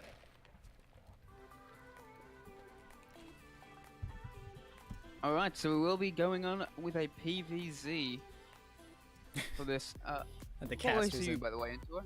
What? What Say- race do you play into it? Currently I'm Terran. I used to be Zerg in HOTS and Wings of Liberty though. So Fair enough. I had Bit random unfortunate stints of for being you. random. That's alright, you have me around as your Protoss receptacle of knowledge. There we go. And I do play Zerg every now and then, so. Actually, I won a tournament match with Zerg once. There you go. My PvP was at like 30% at the time, so I'm like, screw it, I'm just gonna cheese this Zerg. And it worked. Are you gonna be like Scarlet, where Scarlet actually did some games as Protoss or something like that against? I Yeah, think that was for the I mirror like to- match. I like to call it the reverse Scarlet. Because Scarlet's a Zerg player who played Protoss in that one game. I'm a That's Protoss gotta player, feel played bad Zerg where you that one lose to time. somebody's off race in an official tournament. Well, the thing is, I didn't even do it like to troll or anything. I actually thought it was my best chance to win the game, to win the match. My PvP was woeful. I was playing Robo back before Robo actually got good again. Like, Who? I had to switch to Stargate in PvP in order to actually be legit at the matchup. But now that with this new patch, I'm back to Robo. Oh, Robo. Okay. Yeah. I don't know. PvP is just a weird matchup in general. From what I understand, not many people really understand what's going on at most stages of it. Like, I know it used to You're be like a very rock right. paper scissors play, but nowadays it's just like the weirder player, or some people It play took- like Haas.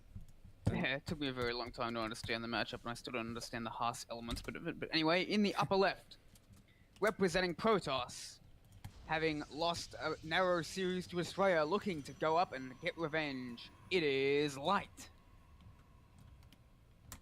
into the bottom right-hand corner as our blue goopy Zergy boy.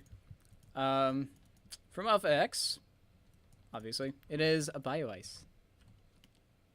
So, I believe Light is doing a build that he's done on stream before. A 1-base Gladept all-in. Oh no.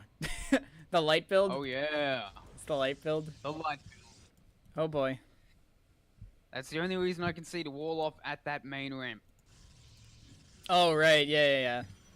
I'm assuming the Bio Ice has played against this once before, unless they haven't played each other before, because I know that some people... Well, Light's In the group EU hasn't. and BioIce is NA, so they Oh, really yeah, they might not played have then. against each other. Well, there's the second gateway. Yep. So I think I haven't seen this build on stream. I've just heard of it from Reputation. He will... It's like a 3-gate robo build, I think, something like that. Yeah, so he is walling off the main ramp. You might as well test out the waters and see what happens. With a good bread and butter cheese build. That probe is off. Plus, a lot of Protoss soon. don't quite know how to wall off on this ramp yet, myself included. Apparently, M. Canning's been using adding his pylon as part of the wall. Because if you want to make a standard wall, I think there's exactly like one spot that actually works. Oh, I think they Otherwise, said that you they either- patched that. They might have fixed the ramp, but yeah, Oh, thank originally God. it was a mess, or it was messed up. I'm So I pretty lost 2 sure. games Don't in quote me on that. practice. I lost 2 games in practice. One to a Bane Bust because I walled off wrong, and then one because I wasn't able to place my Nexus because I walled wrong again because I put it too far back. It was nuts. It was nasty. So here comes the Twilight Council, the back of Light's base. In the meantime, he's building a proxy pylon, but I think the Overlord might have seen that probe moving. It doesn't actually see the proxy pylon, but I think it saw the probe itself. Looking at the vision, I think it missed it, Oh, there you go. but it's coming back, and he'll see it on its return trip. Hello. Yeah, so but does he realize something's up? That's the question, because he's heading towards... he sees it! Yeah, he it now. sees that for sure. Yeah. Well, the drone is already here. He was about to take a third base, but yeah, there we go. 6 Lings in production. He knows what's up now. There we go. There's Yeah, a shield battery, an additional gateway. Glaives These is already first on the 2 way. adepts will go down, but we'll take out 2 or 3 drones before they do. I think that was a total of 3 kills. Yes, it was. And he's actually taking a third somewhere else, it looks like. Meantime, he's going for a ton of Zerglings, but I think he needs like spines or something. Gladepts just slaughter Lings. He needs something else. Like, I think Roaches would be the proper defense against this. Or just a ton of Queens. I'm not sure. Have you seen this build be defended against? Because I've never actually seen I've this seen build it be once. used. It was on Cerulean. I don't remember very well how it went down, but yeah, it was a lot of Queens and Roaches, I think. There were like slow Queens that just ran out into the middle of the map. But that was a robo-based build. This is different from that. Yeah, well, So he's going to try and get a flank with his Speedlings, but Gladepts destroy Lings so fast. I don't think this is the right answer. And he sees the Overlord, so he has an Overlord over the base, so he knows exactly what's going on. I don't think he's gonna fight the proxy itself. It looks like he's just waiting for the army to come into his base. But yeah, with the Adept Shade, it's gonna be really difficult to surround correctly. Yeah, and he's getting a Baneling nest, but I worry if it's a bit too late for that. There's the Robo. Like I said, there's so many Adepts here. And yeah, Glaive, it's so hard to hold up. Like, 3 bases can do it. But this is gonna hit so fast. Alright, so BioIce is actually wandering around with this drone. I'm curious to see what his plan here is with that drone. Looks like he's trying to make it go home so he can get a little extra mining time. Which is Yeah, and unfortunate, but You've got an Overlord in the main base of BioIce as well. He is going to find out there is no natural. Just confirm that. Couple of Gladepts going in to test the waters and get a few more drones. oh, there's no queens there in the main base either. No. Oh, this is not gonna be fun. That's a sad time. BioIce is continuing to make Adept and Sentries. He's going to be able to force field out these Zerglings. And here it goes. He's going to be able to force field out the Banelings as well, but there's only a handful of Banelings here. Yeah, and there's no flank. There is a bit of a flank. No, there was, but there's not anymore. You're right, that's Yeah. an Overlord, not a pile of Lings. Oh, Overlords he's do Baneling not a do little well at attacking Adepts last I checked, unfortunately for them. Here it comes, but there's so many force fields that I just don't think this is going to matter. Yeah, One one. Baneling does get a connection. It's just one though. That's not enough. Oh no! Exactly, he needs more. He will snipe this sentry while it tries to move in, but here we go. There's still a bunch of force fields left. He gets it in just in time. He's nearly out of force fields. More and more Gladepts coming in, and basically the army of BioIce is already dead. GG, Ling Bane, not the defense against this. That's a noof. And that's game number 1, just like that. All right, map 2 is Port Alexander. Yes, it is.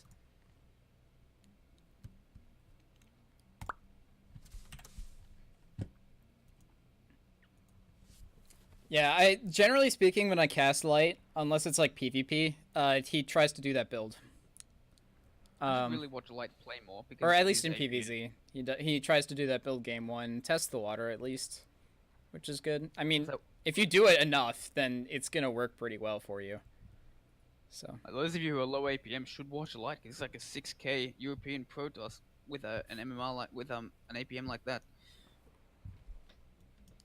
I love how it puts both the casters in to try and play against each other before it puts the actual players in. All right. Exhibition match, Entua. You and me. Let's go. I would, but you see, we got a job here to do, and you know, I'm just not feeling it right now. and- I'm sure that's the only reason. Yeah, only reason. You just don't want to humiliate me live on stream, and I appreciate that. Yeah. Any time, man. Honestly, my TVP makes like no sense right now, so it's very weird to watch. Okay. In the upper left. One game up with a very scary Gladept build. Will he do it again?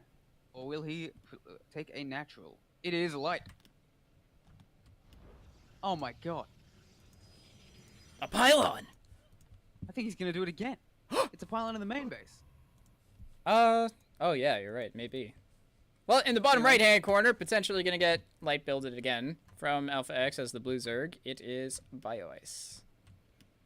I think Light's basically decided, alright, BioIce doesn't know the correct response to this, so I'm gonna do it again. I don't know. But BioIce is a smart player. I think he probably realizes that Roaches would have been better. And All-In is always more effective the first time you do it in a series, because the second time they're ready for it mentally and they've had a chance to think about what they did wrong.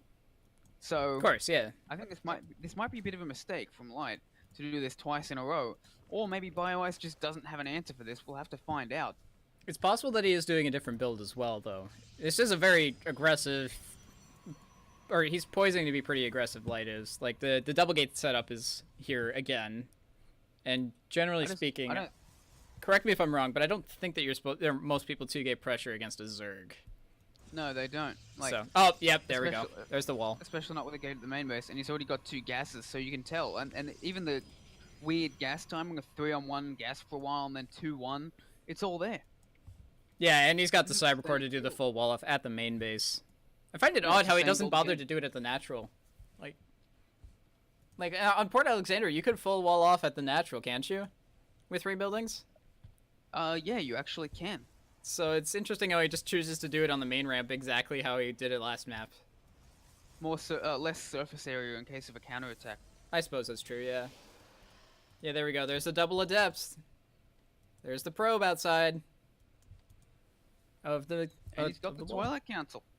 So Yeah. yeah, it's the same build as before. Yeah, and it's a lot of speedlings. Queen. He's got 2 queens on the way. BioIce does, but yeah, there's no Roach Warren or anything like that. There's no workers on gas.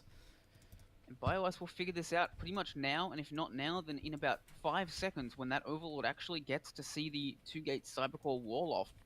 And he'll know what this is, and we'll see what he wants to do this time. Well, I would like to see a Roach Warren. He pulls the drones out from the naturals, so he knows straight away that the adepts are probably going to be zooming On their around way. again. He does have 2 more drones in the production tab. I'm not sure that he knows exactly what he wants to do right now, because there's more drones in the production tab? Against a 1-base all-in, I think you do want to make a few more drones than your opponent does. So usually about like 24 to 26, and then you want to just produce nothing but units.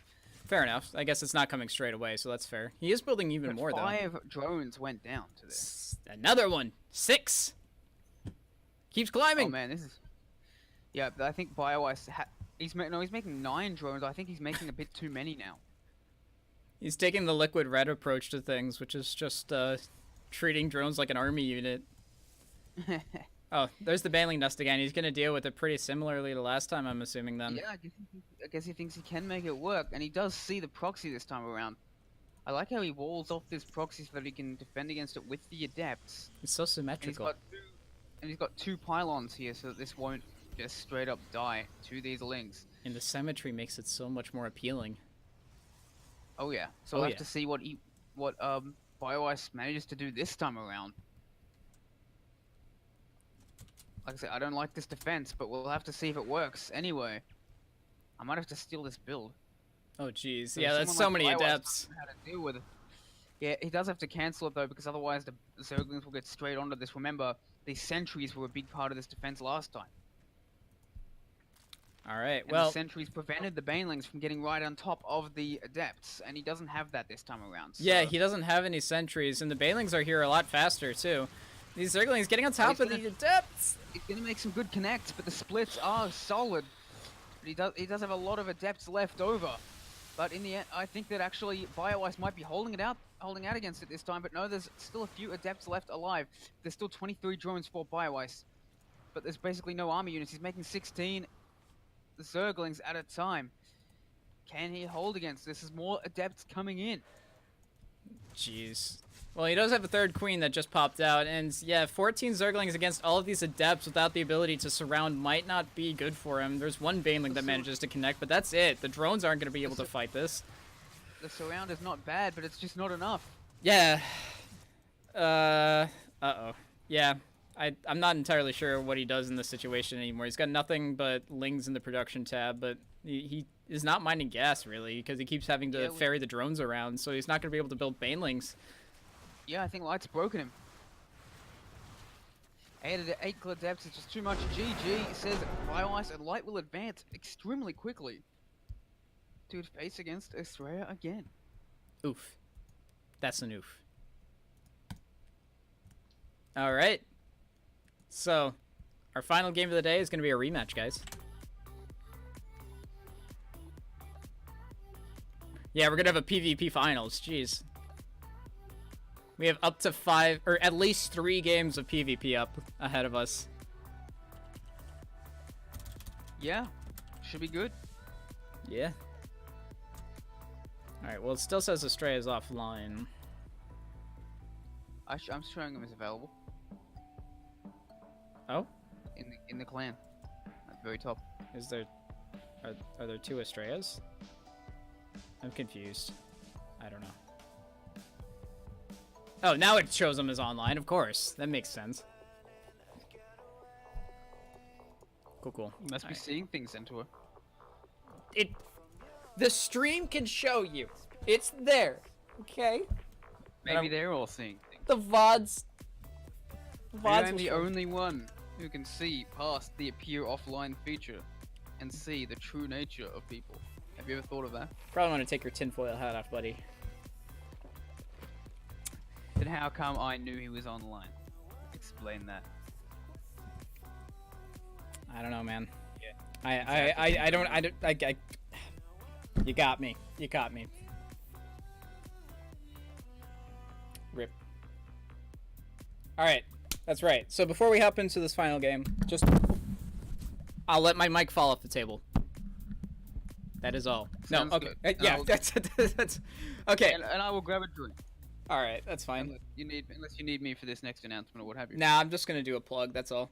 Alright, I'm grabbing a drink. So go do your thing. Yeah. So Nightbot posted a Matcherino code. So just a quick note: if you guys go to that Matcherino link and just do your sign-in thing, then all you got to do is, or then that contributes 25, 50 cents. I can't remember which is which, but or which one it is. I think it's 25 cents. It contributes that much towards the prize pool for events such as this, and it helps out a lot of these players because a lot of these players are up and coming, semi-pro, almost pro players, things like that. So just helping them support, or helping to support the prize pool is very nice, and it doesn't cost you anything at all. All you gotta do is log in, and then you can forget about it for the rest of your life, and it helps somebody out. So,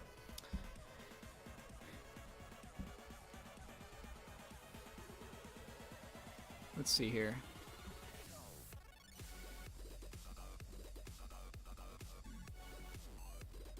So, map 1 is going to be New Repugnancy, Port is 2nd, 3rd is King Cove, and then... Here, I gotta write this down. So, Port, Repug, and then Cove, and then here. Alright. Cool.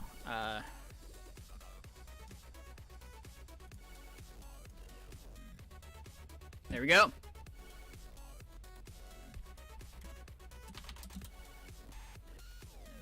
Oh. Right, wrong map.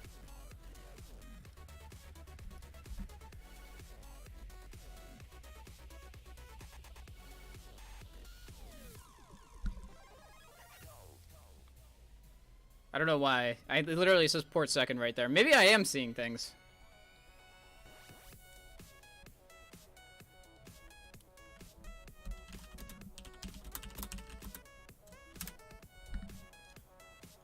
And I'm back. Why, hello there. For our finals, a PvP between Light and Astrea. Is this how the previous MVP Cup ended as well? I wasn't here for the last one. I don't think. Wait, was I?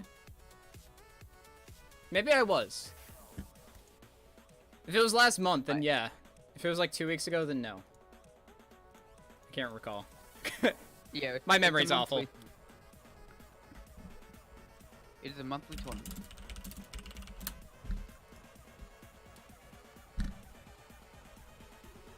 So, I know Light was in there. I don't think Astrea actually was in the last one, or he got knocked out earlier. I'm trying to think of who was... No, the last one was Astrea versus Light in the finals, actually. My memory's bad then. With Firefox taking the place of Starkiller, who... That's what it was. Of Firewise. I think I might have been on the second stream then. That might be why I don't remember it. Alright, so... in the bottom left, losing 3-0 in the winner's match last time. Looking to get revenge, it is Light! Thought it started raining outside, but it was just a map. Into the top right-hand corner on the rainy New Repugnancy map is the red other Protoss, winner of last cup. See if he can maintain his current crown, or his throne. It is Astrea.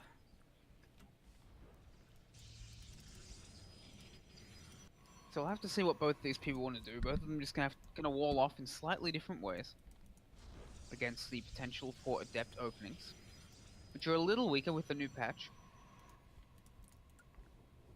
How do the adepts change? I don't. Creating them from a gateway takes 30 seconds now instead of Right. 20 seconds. Yeah, that's what it was. Yeah. Still the same from a warp gate. Yes, it is still the same from a warp gate, but it does take slightly longer. You're right. Now, both these players last series had near identical builds, at least for an opener, like the whole double gas style, double gate opener, as is fairly standard with PvP, if I recall. And yeah, so Yep. Two gas is basically how you always play it, unless you're doing something really weird. all right, well, The so tech structure / expansion will be the first real point of divergence for these players.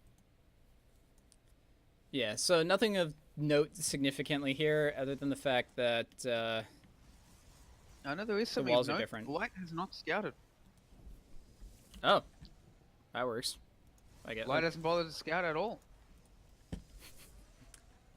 He's just gonna wait for his first. I imagine he's gonna open with a No, he's opening with 2 stalkers, so he's not planning on much scouting at all. I don't know what Light's doing. I don't know if he just thinks Astrea is very predictable, which I can tell you from his match against Parting, he's not. Or if he's going for planning aggression. something. We see Yeah, that that's probe what I'm- going towards that non-pocket third base, so I guess fourth base. Yeah, I think a proxy must be the only real explanation for why he's not scouting his opponent at all. He doesn't care. Meanwhile, Australia blocks off the expansion, but haha, fooled ya. He's not going for an expansion. I don't need that. Australia's probe actually does Light- get away, by the way. Light has stopped probes at 23 as well. Uh-oh. So he's definitely planning something. Alarm bells are ringing. Australia is scouting, but he's not going to go out quite far enough. Oh, here, just in case we didn't think that he was being hella aggressive so far, Light is fully walled off with the third gateway, and he was chrono boosting his cyber core. And he's making a fourth gateway. He's going for 4-gate Stalker. Oh, the classic 4-gate. Isn't this like the thing that Alpha Star did? I say Just a ton of Stalkers. I don't actually recall who Alpha Star is. Alpha Star is the StarCraft version of AlphaGo. Oh, I Yeah, didn't watch that kind of thing yet. No, I'm not entirely sure. I didn't watch it either, but I heard there was some sort of like build where you just made a ton of Stalkers. Meanwhile, there's a fight in the middle of the map, and Light actually wins at 2 Stalkers to 3. Yep. 2 Stalkers to 1, and he's making more and more Stalkers to advance My up the God. map. Light has a Robo. is nearly... Yeah, Robo is... Yeah, Light's making a Robo as well. Robo Jeez. nearly finished for Australia. And Australia is going to make a Sentry, which is what you need against this in case the Stalkers try and just brute force their way up the ramp. We are going to see a couple of Adepts and a Sentry from Light, so Light's probably going to shade these Adepts in, force some of the units back. He's actually forcing all of the units back, but the shade does not finish. I think you might want to have a probe there to defend against that particular tactic. Yep, he does. Very well done.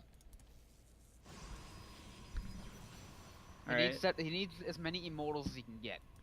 Yeah, as long as Australia one. makes sure that Light can't get up the ramp, then you should be okay, at least for the time being.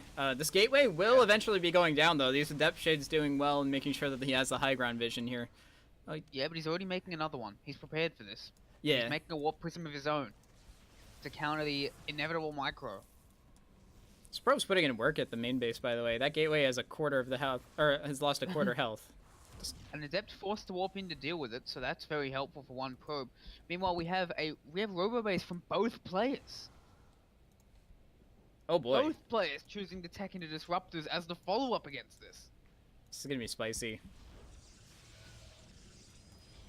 Alright, well, Australia this does is make a sure that he gets the 1v1. full wall off against these Adepts so that they don't manage to shade in, which is not true from Game 1 of last series. Light managed to get Adepts in multiple times against Australia, which was part of the reason why he fell to his ultimate demise in Game 1, but he's making Yeah, sure we'll this get- game...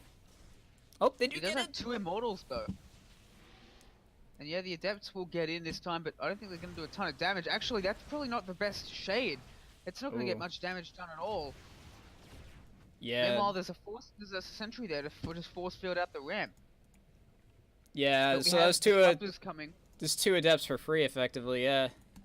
Light's like, haha, I have a trump card, I'm making Disruptors. And Australia's like, haha, I have a trump card, I'm making Disruptors.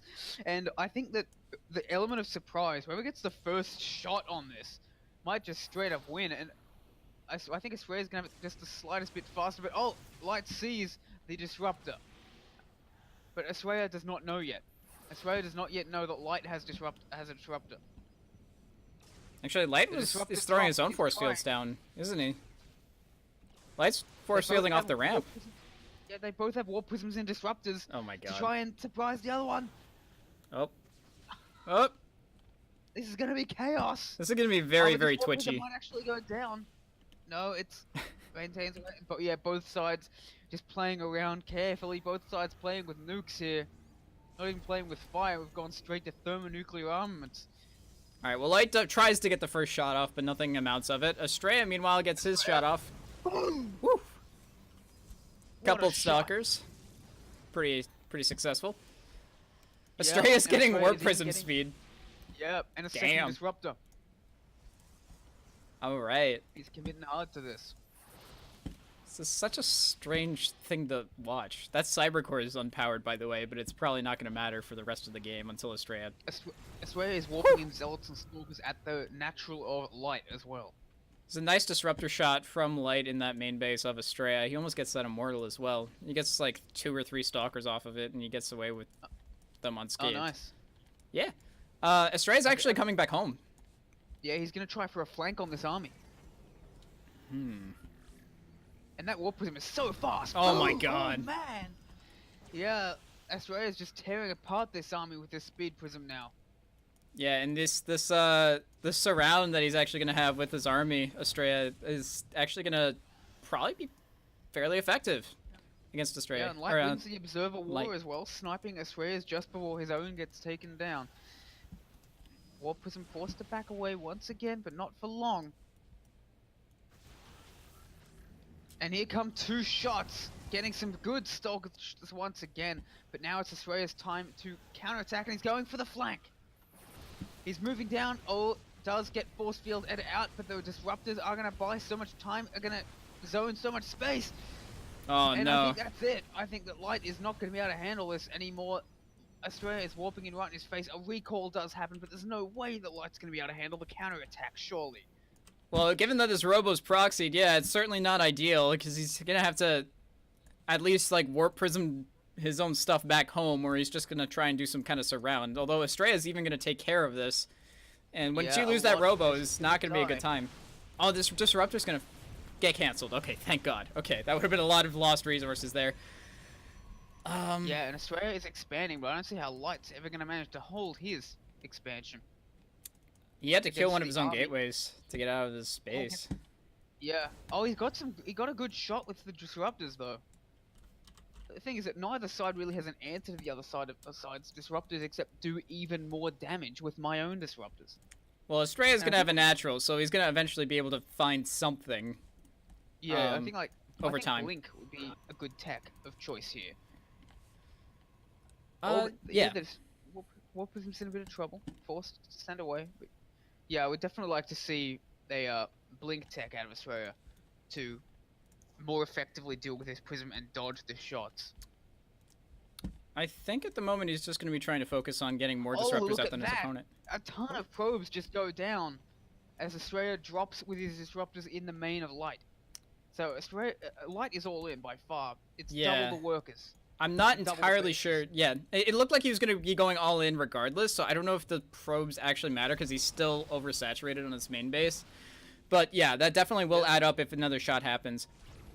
Whew, that micro Yeah, on that right. disruptor shot makes sure that nothing actually gets killed from that disruptor. Yeah, Warp Prism takes some serious shots. Yeah, now it's down to under half health. Light's remaking that Robo, Oh boy. Yeah, but so slowly, and making more and more stalkers. The army supplies are still dead even, but that's gonna change real quick. yeah. Well, Now, Light has a very small window to actually make sure that he can beat Estrella here because of the fact that he's all in with his current build. So the longer that it takes for him to actually get any damage done, the worse off he is. Now the Warp Prism's coming back, so I think he might try for some sort of flank disruptor and on. Oh, both disruptors! Oh, for Light no. go down! Oh no, Oh, beautiful move by Estrella. that's gotta hurt. There's just no way Light can win this now. He's got nothing but stalkers. Yeah, he's kind of like mulling around. He doesn't even know what he really wants to do anymore. He's researching observer speed. Oh my god, the Warp Oh. Prism goes down for Estrella! Who's ahead? Who's ahead? I don't understand. Estrella is still ahead. He's got Yeah. 2 Immortals and 2 Disruptors. Okay. And there's still no expansion for Light, and he's almost That's right. entirely mined out in his main base. Just looking at the mineral Yeah. patches. This isn't going to cost Estrella the game, though. It's still not something he would obviously prefer to happen. He Yeah. needs to make another Warp Prism, I think, and he's going to send his units across the map. He's ready to attack. He's ready to end this game. All right, here we go. Light walking straight into the army of Estrella. Estrella looks at the army, realizes, even with the immortals that I have, I can't really fight that just yet. But he does come up to the top and then cut off these zealots by Light. And Meanwhile, Light's own Speed Prism finishes. was that War Prism speed? I thought that was observer speed. Why would he get Observer Speed? I don't know. Maybe an accident. I could have swore that was observer speed though.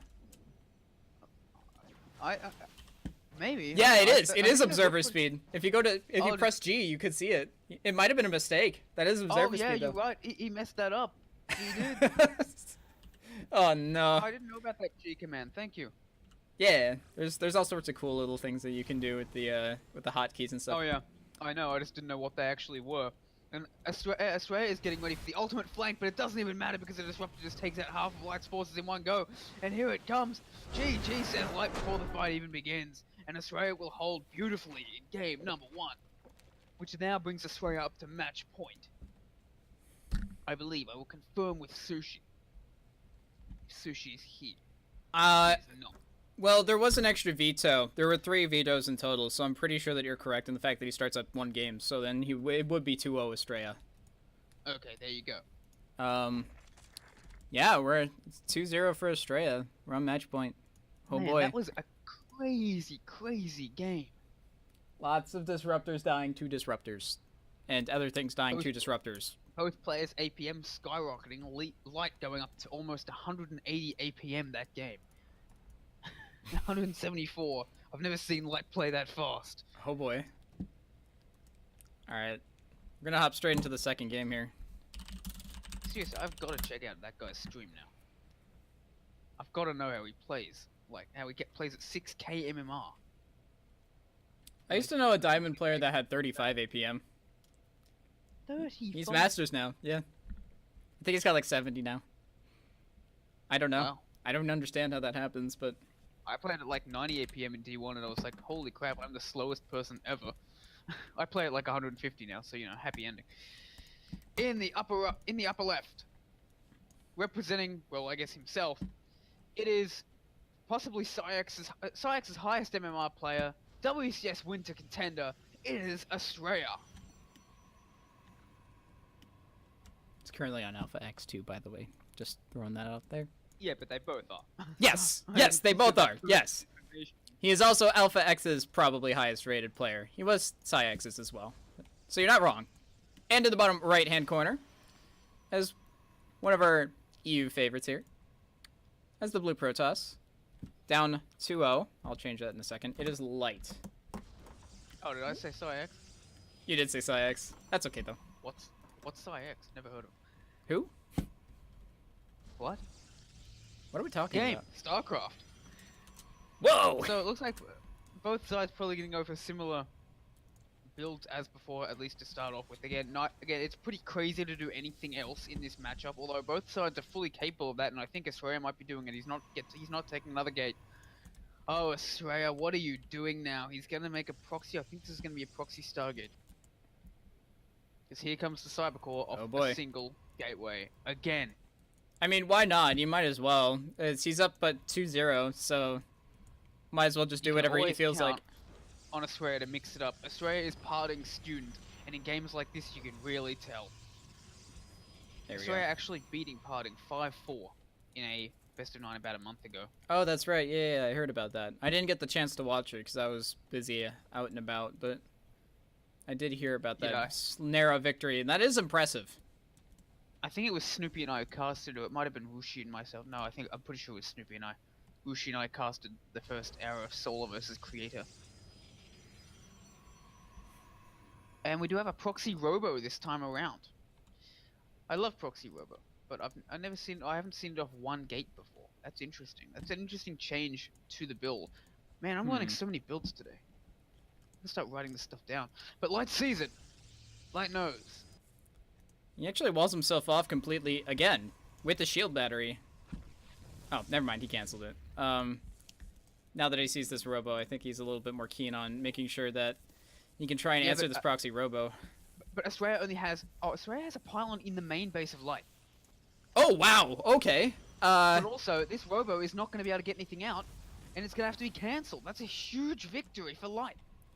This pylon in the main base is going to do a lot, though. Australia's making 3 gateways in response to that robo being cancelled. Yeah, he's going to be like, alright, okay, let's go for 4 gate in your base. Yeah, and he sees this probe here. Let's see if he actually thinks to look in the rest of his base, or if he just assumes that the probe is just idling. Yep, he's not checking his main base. This is gonna be a problem. He needs a warp prism when you have a pylon. He's warping off his base. He's warping is warping his units out of his base. Oh my But god. it doesn't matter. The call is coming from it. The warping is coming from inside the house. Oh no. We see Light pushing out as well. He has absolutely zero idea that this is about to happen to him. He's got his own proxy pylon, but it's a little further away than the main base. Estrella's got 3 stalkers here as spotting units to make sure that he can answer this appropriately. And Well, he spawns 3 adepts. Yep. Does have to build a sentry to block off these 4 stalkers. Dun dun dun dun dun dun dun dun dun dun dun. Duh. I think the Sonic Labyrinth Zone music might be more appropriate here, though. Protoss warping Music noises. Oh, there's 3 more. Oh my god, he's waiting. Oh, there's 4 more. Okay, 7 adepts. Light is completely invested across the map. With a robo of his own proxied. Estrella making an interesting shade. There we go. He actually moves it. He could And honestly all call of the GG right foes here. That is possible. Begin falling. But no, our Light is gonna try and push up the ramp himself. He actually does get up the ramp as well. Yeah, Estrella's gonna have to warp in back home for a round, and I mean, rightly so. He is gonna be able to defend. GG says Light, and that's it. It is all over. Estrella takes the tournament. It's tapered off there. Just like that. Takes Like- the tournament. The I MVP will no Cup, longer- January 2019. I'm like the GSL voice. Thank you. At least I will no longer feel bad about losing a pylon in my base like that. Oh my god. I haven't seen that in a believe it very ended that long way. time. I haven't seen that since like Akalon Wastes. When you, with that main base where people used to proxy pylons all the time with their probe scouts and whatnot. Savage. Oh, thank you everyone for tuning in. It has been quite a fast MVP Cup compared to how it has normally gone. Yeah, I could agree there. Well, like you said, with a lot of 2-0s and stuff, it will go a lot faster. And there were a fair amount of aggressive games that were played over the course of today. So the games Yeah, I mean, I generally showed went a lot up. sooner. I showed up to help out and suddenly like, oh well, there's only like two or three series left to go. Oof. That's okay. Apparently, you're going to be helping out with next month's if you're around. So Yeah, I can do the same thing next well, month. Well, Thing is that- we'll have a whole day worth of buddiness. It'll be great. not the whole day. It starts at 5 a.m. my time. Oh Christ. Okay. I mean, I got up at 6:30 just to help out here on this one. Ouch. Okay. Okay. Well, any plugs that you want to make before you go ahead and head on off, or? Yeah, tune in next week at a similar time for the Alpha X contenders. It will be the round of 8, Group B, involving Ravage, Swagger, Mandolino, and Kuna Matata, who did compete in today's MVP Cup as well. And after that, we'll have the semi-finals and the finals. We'll bring it to you each Saturday at 4 p.m. Eastern Standard Time, so a couple hours after the MVP Cup began. And we'll be doing 3 straight weeks until the finals, and then another MVP Cup. So we've got a great month of StarCraft coming up. All right. So, in case you guys didn't know, that was Salavanth. I don't know if you have any personal plugs that you want to make other than other Alpha X plugs. That would be was the my time. personal plug. The contenders is my tournament. There you go then. All right. Now, It will be casted by your friendly neighborhood casting duo, Salupi. there you go. All right, and so for me, I am N2O. Hello. I got a personal stream, twitch.tv/ENTUO. Same way as you see it on the screen right now. Otherwise, I don't really have any plugs to make. Thank you all for watching. It's not possible really to do these tournaments without viewers, and you all certainly are showing up and watching, so that's great. And from what I can hear, you guys are enjoying it as well. So I am very, very happy to help make this a thing. Appreciate the help here, Salavanth, for the last couple games.